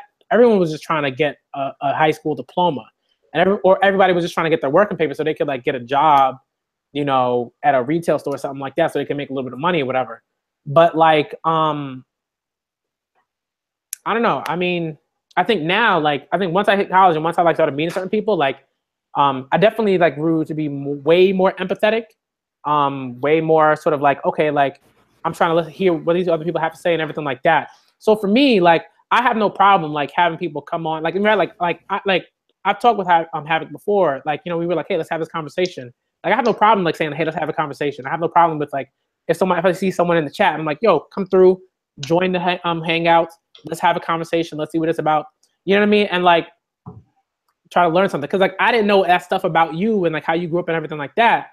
So there was a way that I couldn't empathize because I didn't know that. I didn't know your history. I didn't know that stuff. Now I know that stuff. And now I'm like, all right, I'm definitely not gonna, you know, like I'm definitely not gonna go around, you know, like, I mean, I'm never gone around saying cracker. I was kind of talking about other people that say cracker, but like, I'm not gonna like, you know, come at you and say that, because I get it, because I get how that makes you feel. I get how you know, how you grew up and everything like that. So that's like I'm gonna respect you in that sense. All right, so yeah, it's because, you know what I mean? Like, yeah, this happened earlier. I seen somebody in chat, because I'm not looking at the chat right now, say that honky's worse than cracker. I see it as the same. Like if somebody calls me honky, it's the same as calling me cracker. I find both offensive. That I think that was said hours ago. I don't know. I saw it in the chat a few. I'm getting tired. A while ago, I can't remember who said it. I just wanted to point that out, that both words are shit to me. I don't like either one. I just wish people would stop calling people names, period. Otherwise, why can't I be called this and why can't you be called that? Like, why can't I be called Masashi and you be called Black Manga Critic? Why does it have to be nigga? Why does it have to be cracker? You know what I mean? Yeah. I mean, look, I definitely agree. Like I think most people agree that like, hey, like, you know, we don't want people calling us like harmful like names. I think most people, at least like people, you know, like yeah, I think most people like want that, right? But I think when it comes to sort of like, at least for me, right, like when it comes to sort of the conversation with like with the word nigga, it's just like there's like at least for me, the way I sort of see it is like people have come, like there are, you know, there's like definitely a divide in at least within the Black community in terms of like, you know, the way people see like, hey, I can say this word, you know, because of these particular reasons. And then there's another, you know, sort of side that's like, yo, don't say that word, don't do that, whatever. So I think like, in one sense, I do understand where the confusion comes from in terms of like why people thinking like, hey, like what's going on here, and like what's going on with there, like what's that about in terms of like the divide. But I think when it comes down to sort of like, you know, white people sort of questioning why they can't say the term, it's just like because there's like a set thing, like this group of people has said like, hey, sorry, not a thing, you know, for the most part, you know what I mean, and then that's it, and then like that's it. It's just it's one word that you can't use. Yeah, like, and there's like a whole bunch of other like words in a dictionary and in the lexicon and like, you know, that it's growing up. do. Okay, I'll give you that. Like growing up, like when I was growing up in my hood, like the word nigga could be to us meant you were dirty, disgusting, and that could be a white person, that could be a Black person, that could be a Chinese person, anybody that was dirty or disgusting or something like that. Anybody could be called that. That's the way I grew up in my neighborhood. It's like my grandmother the same way. She says it could be used for anyone too. Like she grew up in the 40s and 50s. So yeah, and that word didn't just specifically mean that I was saying nigga as, you know, because you're Black, that's what you are. No, to me growing up, if somebody called you a nigga, that meant you was dirty or disgusting. So I was called cracker, I was called nigga, I was called this, I was called that, I was called retard. And I hate all those fucking words. And the one word that triggers me more than any is retard. Yeah. I hate that word with a fucking passion. And I've been called it many times and it triggers the shit out of me. And I just want to slap people when they say it. And I'm not scared to say it. And I've gotten many fights over that word. And growing up, I just didn't like it. But to me, the term nigga means more than just, you know, Black. It means dirty, disrespectful, and I could be a nigger. So I mean, it's not that I'm calling any one person that. It's that if you're gonna call me a derogatory word, that's fine, but don't expect me to just sit there and take it and not be pissed off at points where I might say the same thing back to you. I just wish that we could get past name calling. I mean, seriously. There's more things in the world going on right now than, you know, some stupid word triggering you. And believe me, I've been called so many names in my life that have triggered me that I just let it go now. The only word that I won't let go is retard. But cracker, nah. Nigga, nah. Stupid, nah. Everybody can be that, but when you call somebody a retard, to me that's just disrespectful. And you know who has it harder than white people, Black people, Chinese people? Think about this for a minute. People that have disabilities. Oh yeah, I mean, there are a whole bunch of conversations about that. Like, yeah, they have it like harder. academic communities. Yeah. That shit is like, I think the sad thing about that is like, even conversations about that, like in terms of like books and articles and videos and stuff like that, like that's like really recent. That's like you really saw like conversations like about that in like progressive ways and like the early like the maybe the like the late 80s, like early 90s even, like where you really see like what they call like disability studies like being a thing. Like it's like, yo, that shit is mad late, you know. But I mean, like I think like I agree. like in terms of like in terms of that, like it's just crazy. And I agree with you. Like I think like when I was a kid, like people use that word all the time, and people still use that, and it's still like it's one of those words that really really bugs me, because I had a lot of friends who had you know whatchamacallit, mental like disabilities and stuff like that, and like and everything, and like they and some of them were like my closest friends, and like that shit pissed me off, you know. Like it was one of those things where it's like, you know, I watched them get bullied all the time, and you know, and I would just feel so guilty like when I was a kid, because I was like, yo, like sometimes like, you know, it was like maybe like, you know, 1 out of like, you know, 6 or 7 times that I would say like, hey, don't do that, you know. But like, you know, you're a kid, like a lot of times you're like, you know, you're a coward, you don't want to, you know, step up for somebody, you don't want to, and see, you know? yeah, and see, that's why I'm glad my 4-year-old son is perfectly healthy, because he ain't got to deal with stuff like that. And you know, he is half Filipino and half white, like I said earlier. So I mean, he's gonna come across issues that black people come across, racism. He's Yeah. So I mean, he might come across that. So I'm gonna have to sit down and talk to him if he has questions when he gets older, and be like, you can't let words hurt you, man. Sticks and stones may break your bones, but words will never hurt you. Growing up, that's what I heard. If it ain't a stick and it ain't a stone, the only person that it will hurt is a person that it lets hurt them. So if a word hurts you, it's because you let it hurt you, not because it hurts you. It's because you let it. You can only let somebody hurt you if you let them. Words can't hurt.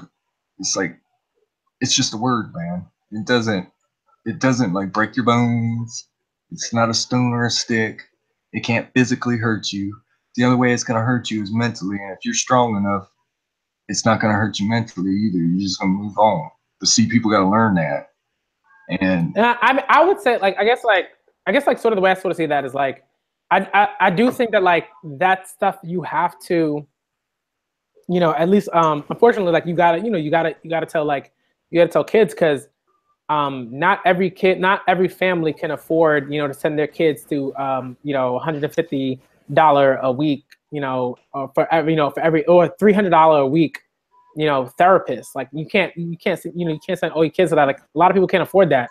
So there is a sort of sense in which like, you know, you in a way in which you have to, you know, you got to tell like kids like, hey, like, you know, yes, this stuff sucks, like this is wrong, it's not nice, but like you also have to be able to like, you know, in some ways kind of like say, hey, like recognize that certain things aren't right, but you know, but still move on in this world. Like you still got to do stuff, you still got to do the work, you still got to make sure that like, you know, you're trying to uplift yourself and other people and everything like that.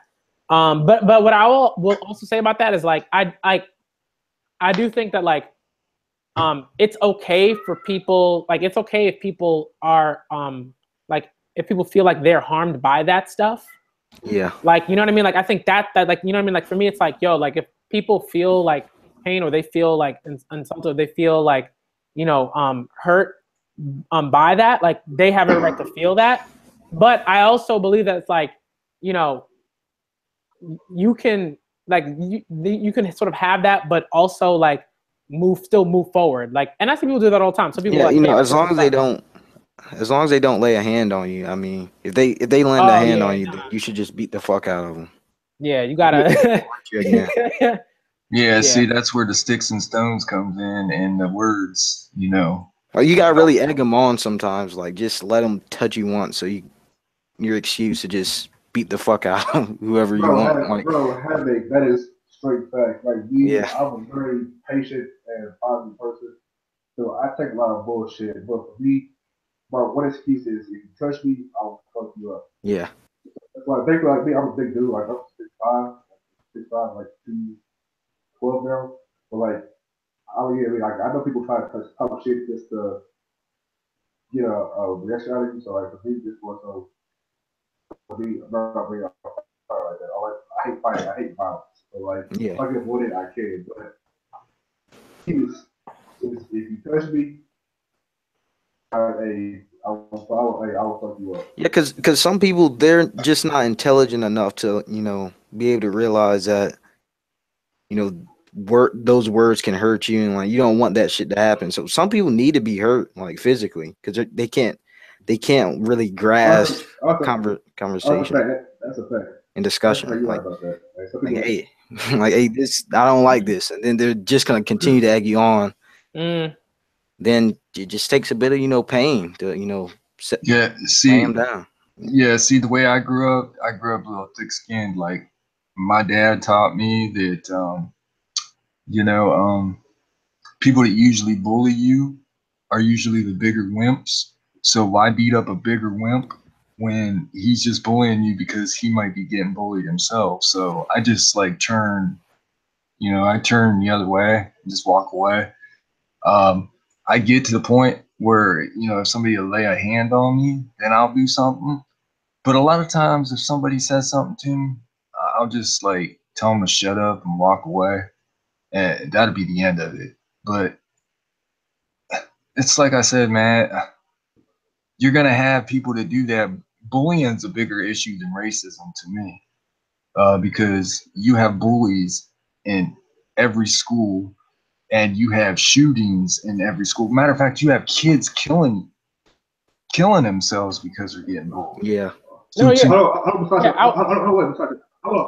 that's all. I think Nick Perry was saying, I'm going to ask, well, off of that, is it more so people being bullied or people being more bitch made nowadays? Yeah, I mean, it's probably, I'll probably say it more rudely, but people be more sensitive nowadays. I think sensitivity, and I think a lot of times it has to do with like video games, man. Video games today are violent, man. I'll be watching like videos of my 4-year-old son watching these videos on YouTube, and they be chopping heads off and like shooting their heads, and I'm like, Roblox, man, is bad for that, man. Like, you have these little Roblox characters that if you die, you fall to pieces, man. Like you're getting chopped up or some shit. I'm like, and kids are playing this shit, man. Yeah, I'm not about that. Like, I don't like. I think like, you definitely have to set like you got to set a limit in terms of what you allow your kids to view and to like internalize. Otherwise, you got kids. You'll have like a bunch of like Sids from Toy Story like running around, taking heads off of dolls and like. That's more of a mental thing. Like, nah. What I'm saying, what I'm saying is like there's like a limit. I'm not saying like, if a kid's like 4 years old, like, and if they see something randomly, they're gonna automatically turn into a serial killer. I'm saying like, there's definitely, I think like, there's definitely like a correlation between like, an internalization of violence and like how like all the things that you're introduced to. You know what I mean? It's sort of you know what I mean. So like that's kind of what I'm saying with that. But you know what I mean? Like it's kind of hard. At a young age, I'm talking about. I'm not talking about like, if the kid's like 9, he can't learn about. You know what I mean? Like I'm talking about like real young, like. Okay, that can scar you. Yeah. Okay, I'm sorry to cut people off, but see, that's why I'm grateful for like channels like FGTV, because that's what he watches. Like FGTV is like the one channel I'll let him watch, and like if I see him playing like something violent, I'll turn it. And a lot of times, man, he's a smart kid. This boy will sit here, and when I turn my back to do something, he'll like turn it back to that. He ain't stupid. He'll wait until I turn my head, and then he'll go and do what he's not supposed to. And when I catch him, I turn it again. But my point is this, though, man. It's like this correlates with what happened with that Logan Paul dude and what he did. Like, his videos and his vlogs are, aimed towards younger kids. Kids, yeah. And like my 4-year-old could have stumbled across that fucking video of that dead body, man. That pissed me off. Man. I'm sitting here like raging, like who? And his channel is still up. He's not even suspended, man. And it's like YouTube is being like hypocrites, man. And they're like blacking out all these channels that are kid friendly, like FGTV. Like his channel got blocked and demonetized because, like, he said poop or bath in his videos, man. And his shit's getting shut down. Like, he has 4 million subscribers on Do Much Fun, and his channel's getting fucked up because, like, he's saying poop in videos, and he's losing viewership and shit because of that. But some idiot shows a dead body on YouTube that a 4-year-old or a 5-year-old could see, and he's still up and running, man. I'm like, what the? Yeah, I mean, like, I'm not like, I need to know more about, like, because like it's gotta be like a either like a weird legal thing or a money thing. It's one of the two, right? Because like there's no other reason why YouTube would decide to, like, you know, totally destroy someone else's channel who generally does really good work for like a younger you know, audience, and then this other person who's just like, right? You know what I mean? Like it's like for me, it's either like a weird like legal like thing and within YouTube's bylanes, like, or it's money. It's you know, it's probably money, and I'll tell you because I watched this video of him talking about it, and he said this is FGTV, and he's talking about his Do Much Fun channel, and his channel went from 30 million views a month down to 1 million views a month because of what happened. Because, you know, he couldn't say certain words like diaper or poop or something like that, or his kids sliding down like his steps. Like they're saying that that's hurting their sponsorship and, you know, their revenue and all this. But this guy, this friggin' idiot, this 22 is getting on like these vlogs, talking down on a country he has no idea what it's about. Like these vlogs, if you've seen them, he's like disrespecting this country. Like, it's crazy. Like the Anime Man, like I watch him like almost every day, and he's like pissed off, dude. He's like, this dude has no idea what my country's about. He comes into my country, and almost every one of his videos is disrespecting my people and my culture. And he's uneducated, has no idea. And then he shows a dead body on camera that like a kid could see, and like the kid will take a look at that image and say, well, hell, that's okay to see. Wow, that's cool. And he literally had like 600,000 likes, man, on that freaking video.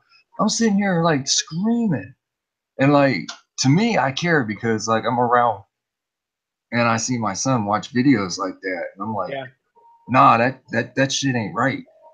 And they're not doing nothing about it, man, because it's all money driven.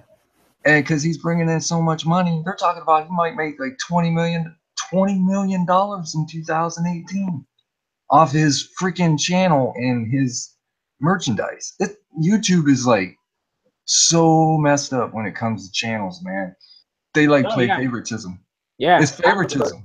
Yeah, and I mean, like, you know, with the thing with the kids, like, I mean, like, you know, I've had students come up to me, you know, be like, hey, do you know Logan Paul? Do you know Jake Paul? Like, you know what I mean? Like, it's like they love this guy. They love him so much. And it's just like, wow.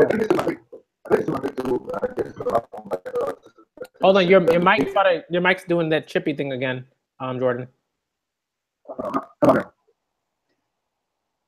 Hold on. What I'm gonna do is I'm gonna actually end the stream now because it is pretty late, and my fiance is also probably like, yo, what's going on? Bedtime. We got stuff to do.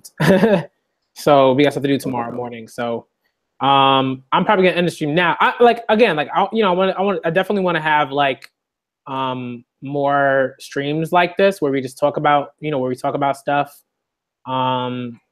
You know, like whatever, you know, like if there's like a particular topic that y'all want to talk about, you know, always feel free to let me know. I'll talk about anything. I don't, you know, like I'm not, you know, so long as it's not like something that's like clearly like, you know, like ridiculous or something like that. Like it's like, let's, you know, support Nazism or something. You know what I mean? Like no, right? But like, you know, like if y'all want to have conversations about like that. Okay, so anime manga guy, I forgot to get to his point.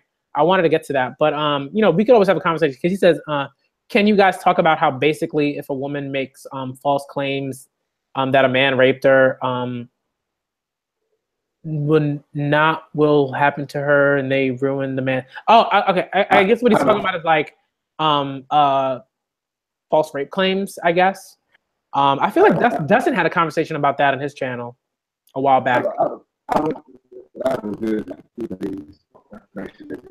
Wait, hold on. Yo, you're still choppy. Yeah, well, see, I see. Yeah, hold on, because like we can have that for another stream because that's a conversation. Yeah, that's true. It's pretty important to have. And I get it. I get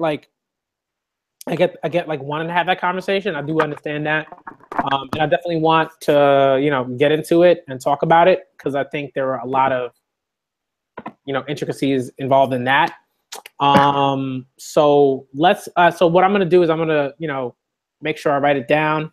I'm going to get, I'm trying to get a bunch of people in here. Like, what I want to really do more of is like, I definitely want to get, I want to try and get more, women into these streams just because I think like it's always good to have, it's always good to have like it's like what you're saying, Musashi, like it's always good to have like, different sides and opinions and perspectives and stuff like that. So I definitely want to, so when it comes to certain like topics like that, I definitely want to, have like a more varied audience in some ways or a varied panel or whatever. Yeah, I think what we needed was a black girl, a white girl, an Asian girl, a Chinese girl. I'm just kind of playing. But No, but yeah, I mean that's the thing, right? It's like, you're gonna have like, I think like, it's important. It's important to to do that stuff. I'm gonna try to do more of that. I'm gonna put my neck out there and trying to, see if people are down for that. And if they are, then awesome. Because like this channel like is definitely like I talk about manga for the most part, but I like talking about other stuff too. Just because people are more anime and manga fans are more than anime and manga. Hey, yeah, I want to point something out real quick before you end the stream. Like, go ahead. Talk about these channels that have like hundreds of thousands of subscribers that talk about nothing but Dragon Ball and One Piece, Dragon Ball and One Piece. I'm not trying to throw no names out there, but for Neverworld, if you're listening, would you stop talking about One Piece and Dragon Ball? I mean, come on. I mean,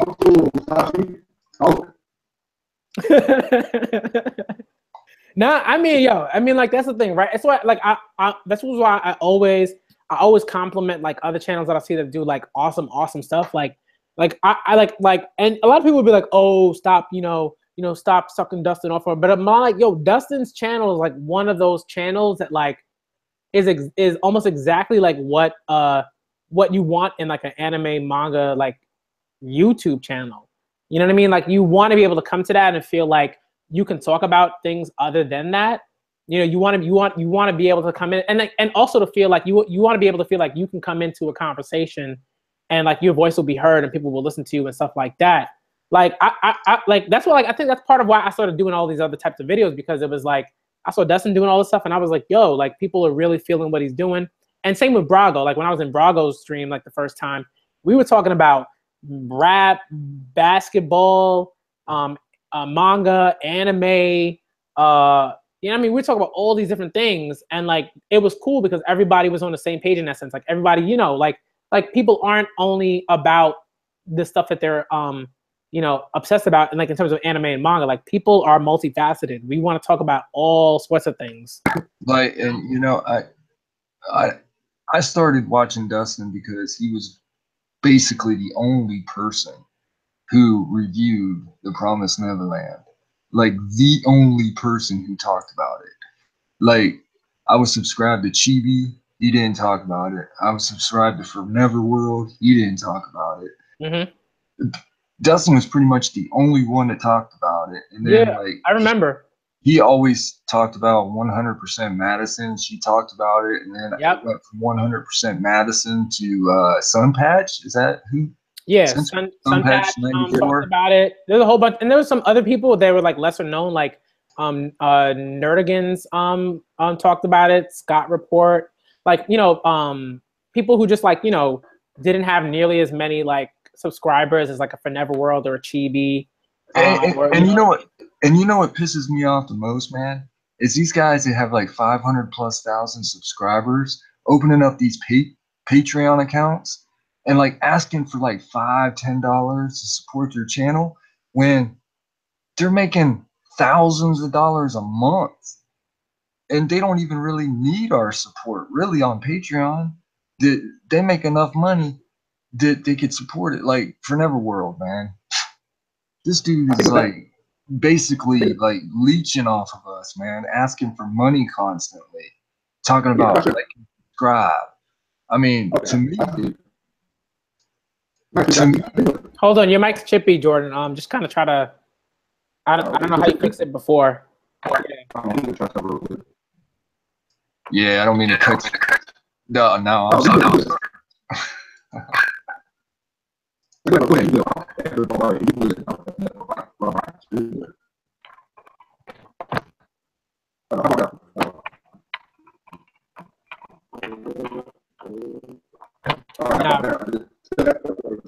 Hold on, keep trying. It's still kind of chippy.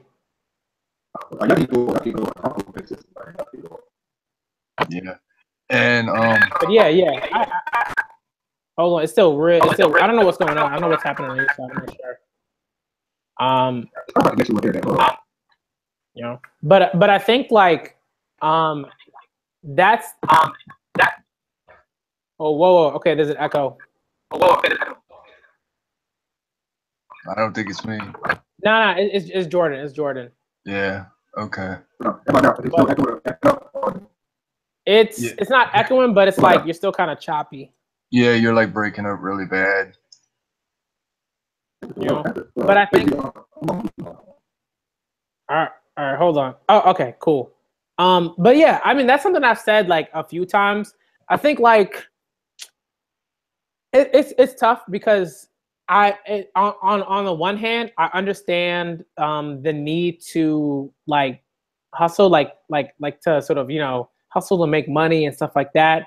But on the other hand, it's like I think what bothers me is it's like yes, I get like okay, you're making your your sort of like passive like revenue in that sense from YouTube via like views and AdSense and whatever and everything like that. So like I understand that, but like then when it comes to like Patreon and stuff like that, for me, I think what bothers me is like sometimes like the available content, like the content is like it's like stuff that you could just put on your channel and like there's no reason to be like, oh, if you donate $10 a month, like you'll have access to like these videos that I could just upload onto my YouTube channel and you could always have access to. Stuff like that bothers me. It's like I see other sort of like Patreon stuff and like it's like and even then it's sort of like, oh, you have access to the Discord. I'm gonna end the stream in like 5 minutes. All right. So let me just say this really quickly. Give me like a minute. But like like stuff like that, it's like the actual things that are offered, like to me are kind of like it's like people already have a Discord and they're not asking to pay, they're not asking their subs to pay to have access to the Discord. They're not asking their subs to pay to have access to like a video that they could just upload on YouTube, for nothing. You know what I mean? It's like I get that like you want to get paid for your content in some ways, but to me sometimes it seems kind of scummy. Like it's like I don't know. And like I'm not gonna hate on anybody who gets free money, or gets money handed to them. I'm not gonna hate because that's the person's prerogative to give the money.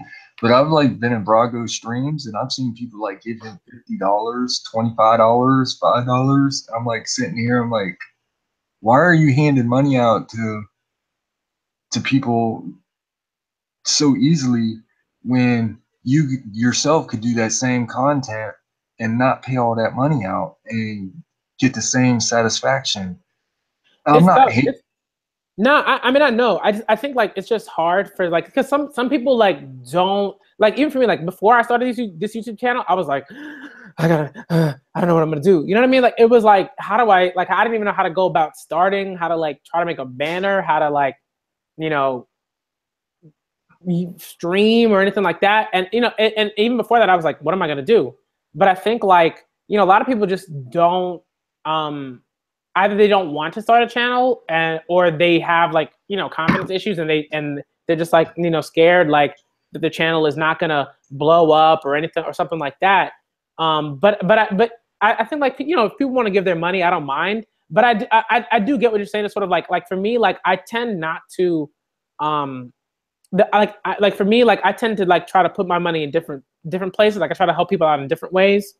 Like for me, like this one project that I was doing where, you know, I was like commissioning artists, like just like people who were like, you know, who just got out of college and like, you know, artists like have it really, really hard.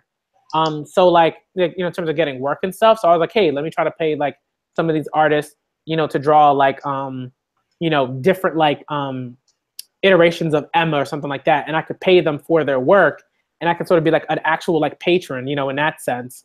You know, but like that stuff, like, because like I think they deserve to get paid for work like that. And I want the work that they're making. So for me, it was like, oh, let me try to help people out that way. But like with YouTube, I think like it's a little weird. It's like I understand people trying to make that money, but at the same time, I'm like, I think some of the ways in which they try to do that is kind of like, it's sort of like, what's the word? This is a word I'm looking for. Like it's not genuine. And like some of the content is just like, oh, here's a video that I could just put on YouTube, you know, and you could have that for free. But they want to like, you know, they want to play the capitalist game. And I'm like, okay, like I get it. You're in a capitalist system. You want to do that, but it's still kind of skeezy. It just feels a little skeezy. Hold on. You're still kind of choppy, Jordan. I don't know what's going on. I'm not sure. All right. I'm going to say this one last thing. And then yeah, go ahead. And then we'll definitely have, I'll definitely have what happened? Yeah, go ahead. Jotashi, go say your last thing and then I'm going to end the stream. All right. The thing I don't like about YouTube a lot of times is people mainly do it for money. The big guys. I like the smaller guys that don't do it for money, actually do it because they like to do it. Some of these big time guys do it just for the money. And they say they don't do it because it's the money. They do it because they like it. And I know they're lying or they're being fake. Like for Neverworld, you know, he started off small, but now that he's big, he's saying, you know, he does it. Anime and manga for life, boy, something like that. And that drives me crazy because I don't even think he does it for the sheer pleasure anymore. I think it does it because it gets him paid. And all he does is Dragon Ball this and Dragon Ball that. Yeah, and he used to do a bunch of stuff. Like I remember when he was covering a lot of Weekly Shonen Jump stuff. And he was covering other stuff too. He was covering Magi, he was covering you know, a whole bunch of other stuff. And like I heard people talk about him on Twitter saying how he disrespects his viewers and shit. Like he'll be calling them like a-holes and yeah. And I don't respect people like that. But it ain't about him really. It's just about people in general just trying to use this system to their advantage. And YouTube used to be a place where it used to actually be enjoyable to go to. Now it feels like it's fucking work. And it's like, it's work to keep up with what's going on because everybody is doing this and everybody's doing that. And it's terrible, man. It's like you can't even have a conversation on YouTube without somebody thrashing somebody else. It's just ridiculous. It's just sad. But that's my last comment. I just hope everybody has a good one. And I'll check you in the next stream. All right, cool. Yo, I just want to thank everybody for coming through. This is a pretty awesome conversation. Like for me, like this is kind of important. Like it's always important for me to have these conversations because, you know, like it's really easy to, you know, talk about things and to sort of try to tell, you know, what you believe is your truth and like how you feel about stuff. But I think like this is the kind of thing that you have to do. Like you can't be, at least for me, it's important as just like a person who's trying to like change things and who's you know doing stuff on YouTube and stuff like that and who teaches and stuff like that. Like you have to have these kinds of conversations. If you're not having conversations with people, and especially on YouTube, because like you can live stream. If you're not having conversations on YouTube, if you're not trying to have live streams, if you're not trying to really talk with your subscribers, that to me is like super important. Like there's no reason why you should be like on YouTube, you know, talking, and then like never like interact with your subscribers, or do very little to interact with your subscribers. Like that stuff like bothers me like to high heaven. I hate seeing that. You know, so for me, like this kind, like conversations like these are awesome because like I can think about things. I can like, you know, tweak my viewpoints in certain ways.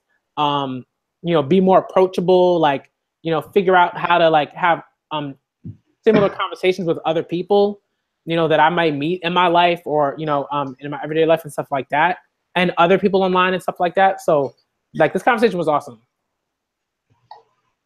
Yeah, I mean, I just hate fake people, man. Fake people just piss me off more than anything. And like 90% of the YouTube seems to be fake anymore. Pretty much. That's just my honest opinion. Jordan, you there? Is your mic back? I don't know if it's still choppy or I don't know. No, it's good now. You can end the stream. End the stream. We got 1 minute. End the stream.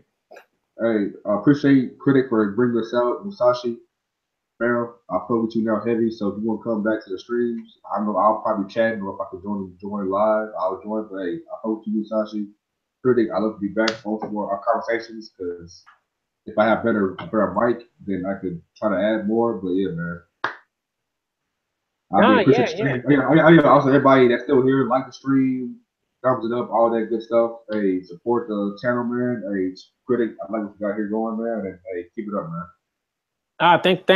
Thanks to both of y'all. Both of y'all, like, and this is the thing, right? This is the reason why I started like YouTube. I think maybe like bigger YouTubers in you know, started for a similar reason, and then they just kind of like they kind of floated off into wherever it is, you know, to Moneyland or whatever.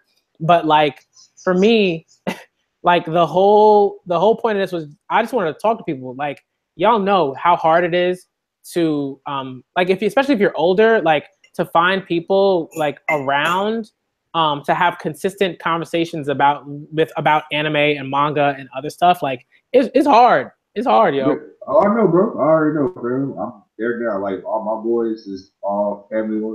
They don't really care much about anything besides going to work, taking them out, going back to work, taking more naps. That's about it. They don't want to do much else. Probably hang out, hoop every like blue moon, but they don't want to do much else besides this. Be with their family, and that's it. They don't want to talk about much else. And so it's hard. I know it's hard, man. Trust me. Yeah. I know it's hard. Yeah, it's like people that like anime and manga have this stigma to them. It's like people look at them funny.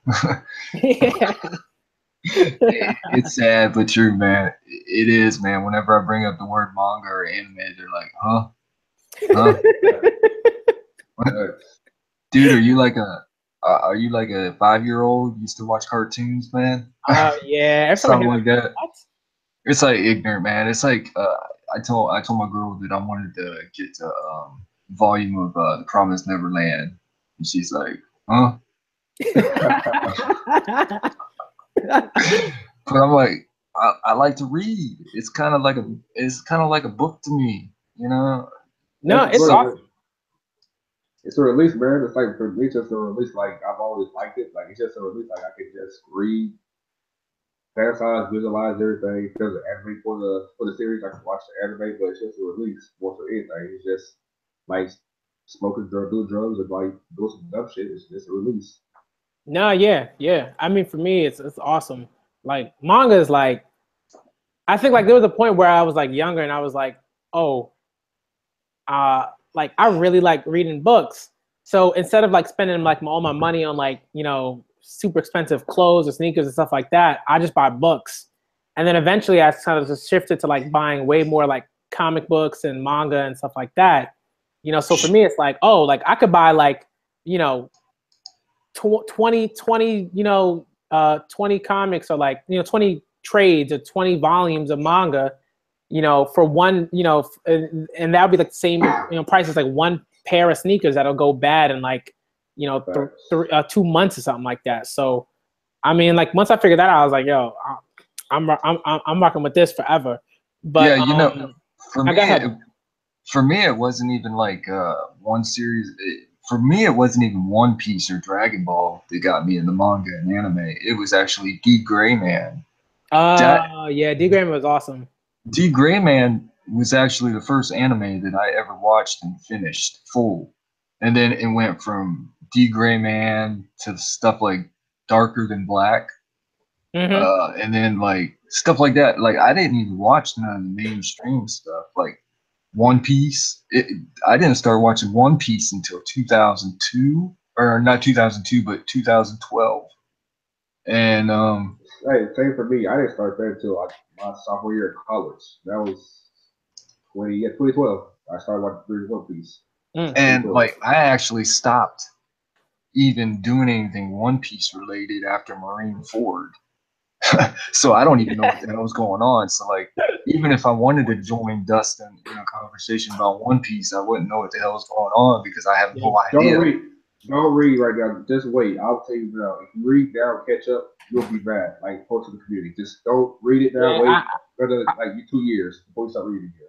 I gotta wait until like Thursday to read the Shonen Jump manga because like the New Year's kind of messed with the schedule in terms of the Viz translation. So they usually they come out on Monday, but this week they come out on Thursday. So I'm just like, oh my goodness. So I gotta wait, but that's fine. It's whatever. Like I like again, like it's about having conversations, doing these streams, having a good time. Like that's what it's about for me.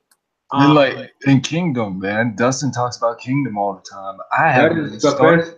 Listen, that is the best current anything manga anime related. That's the best thing happening right now. That is the best. I haven't even started it, man.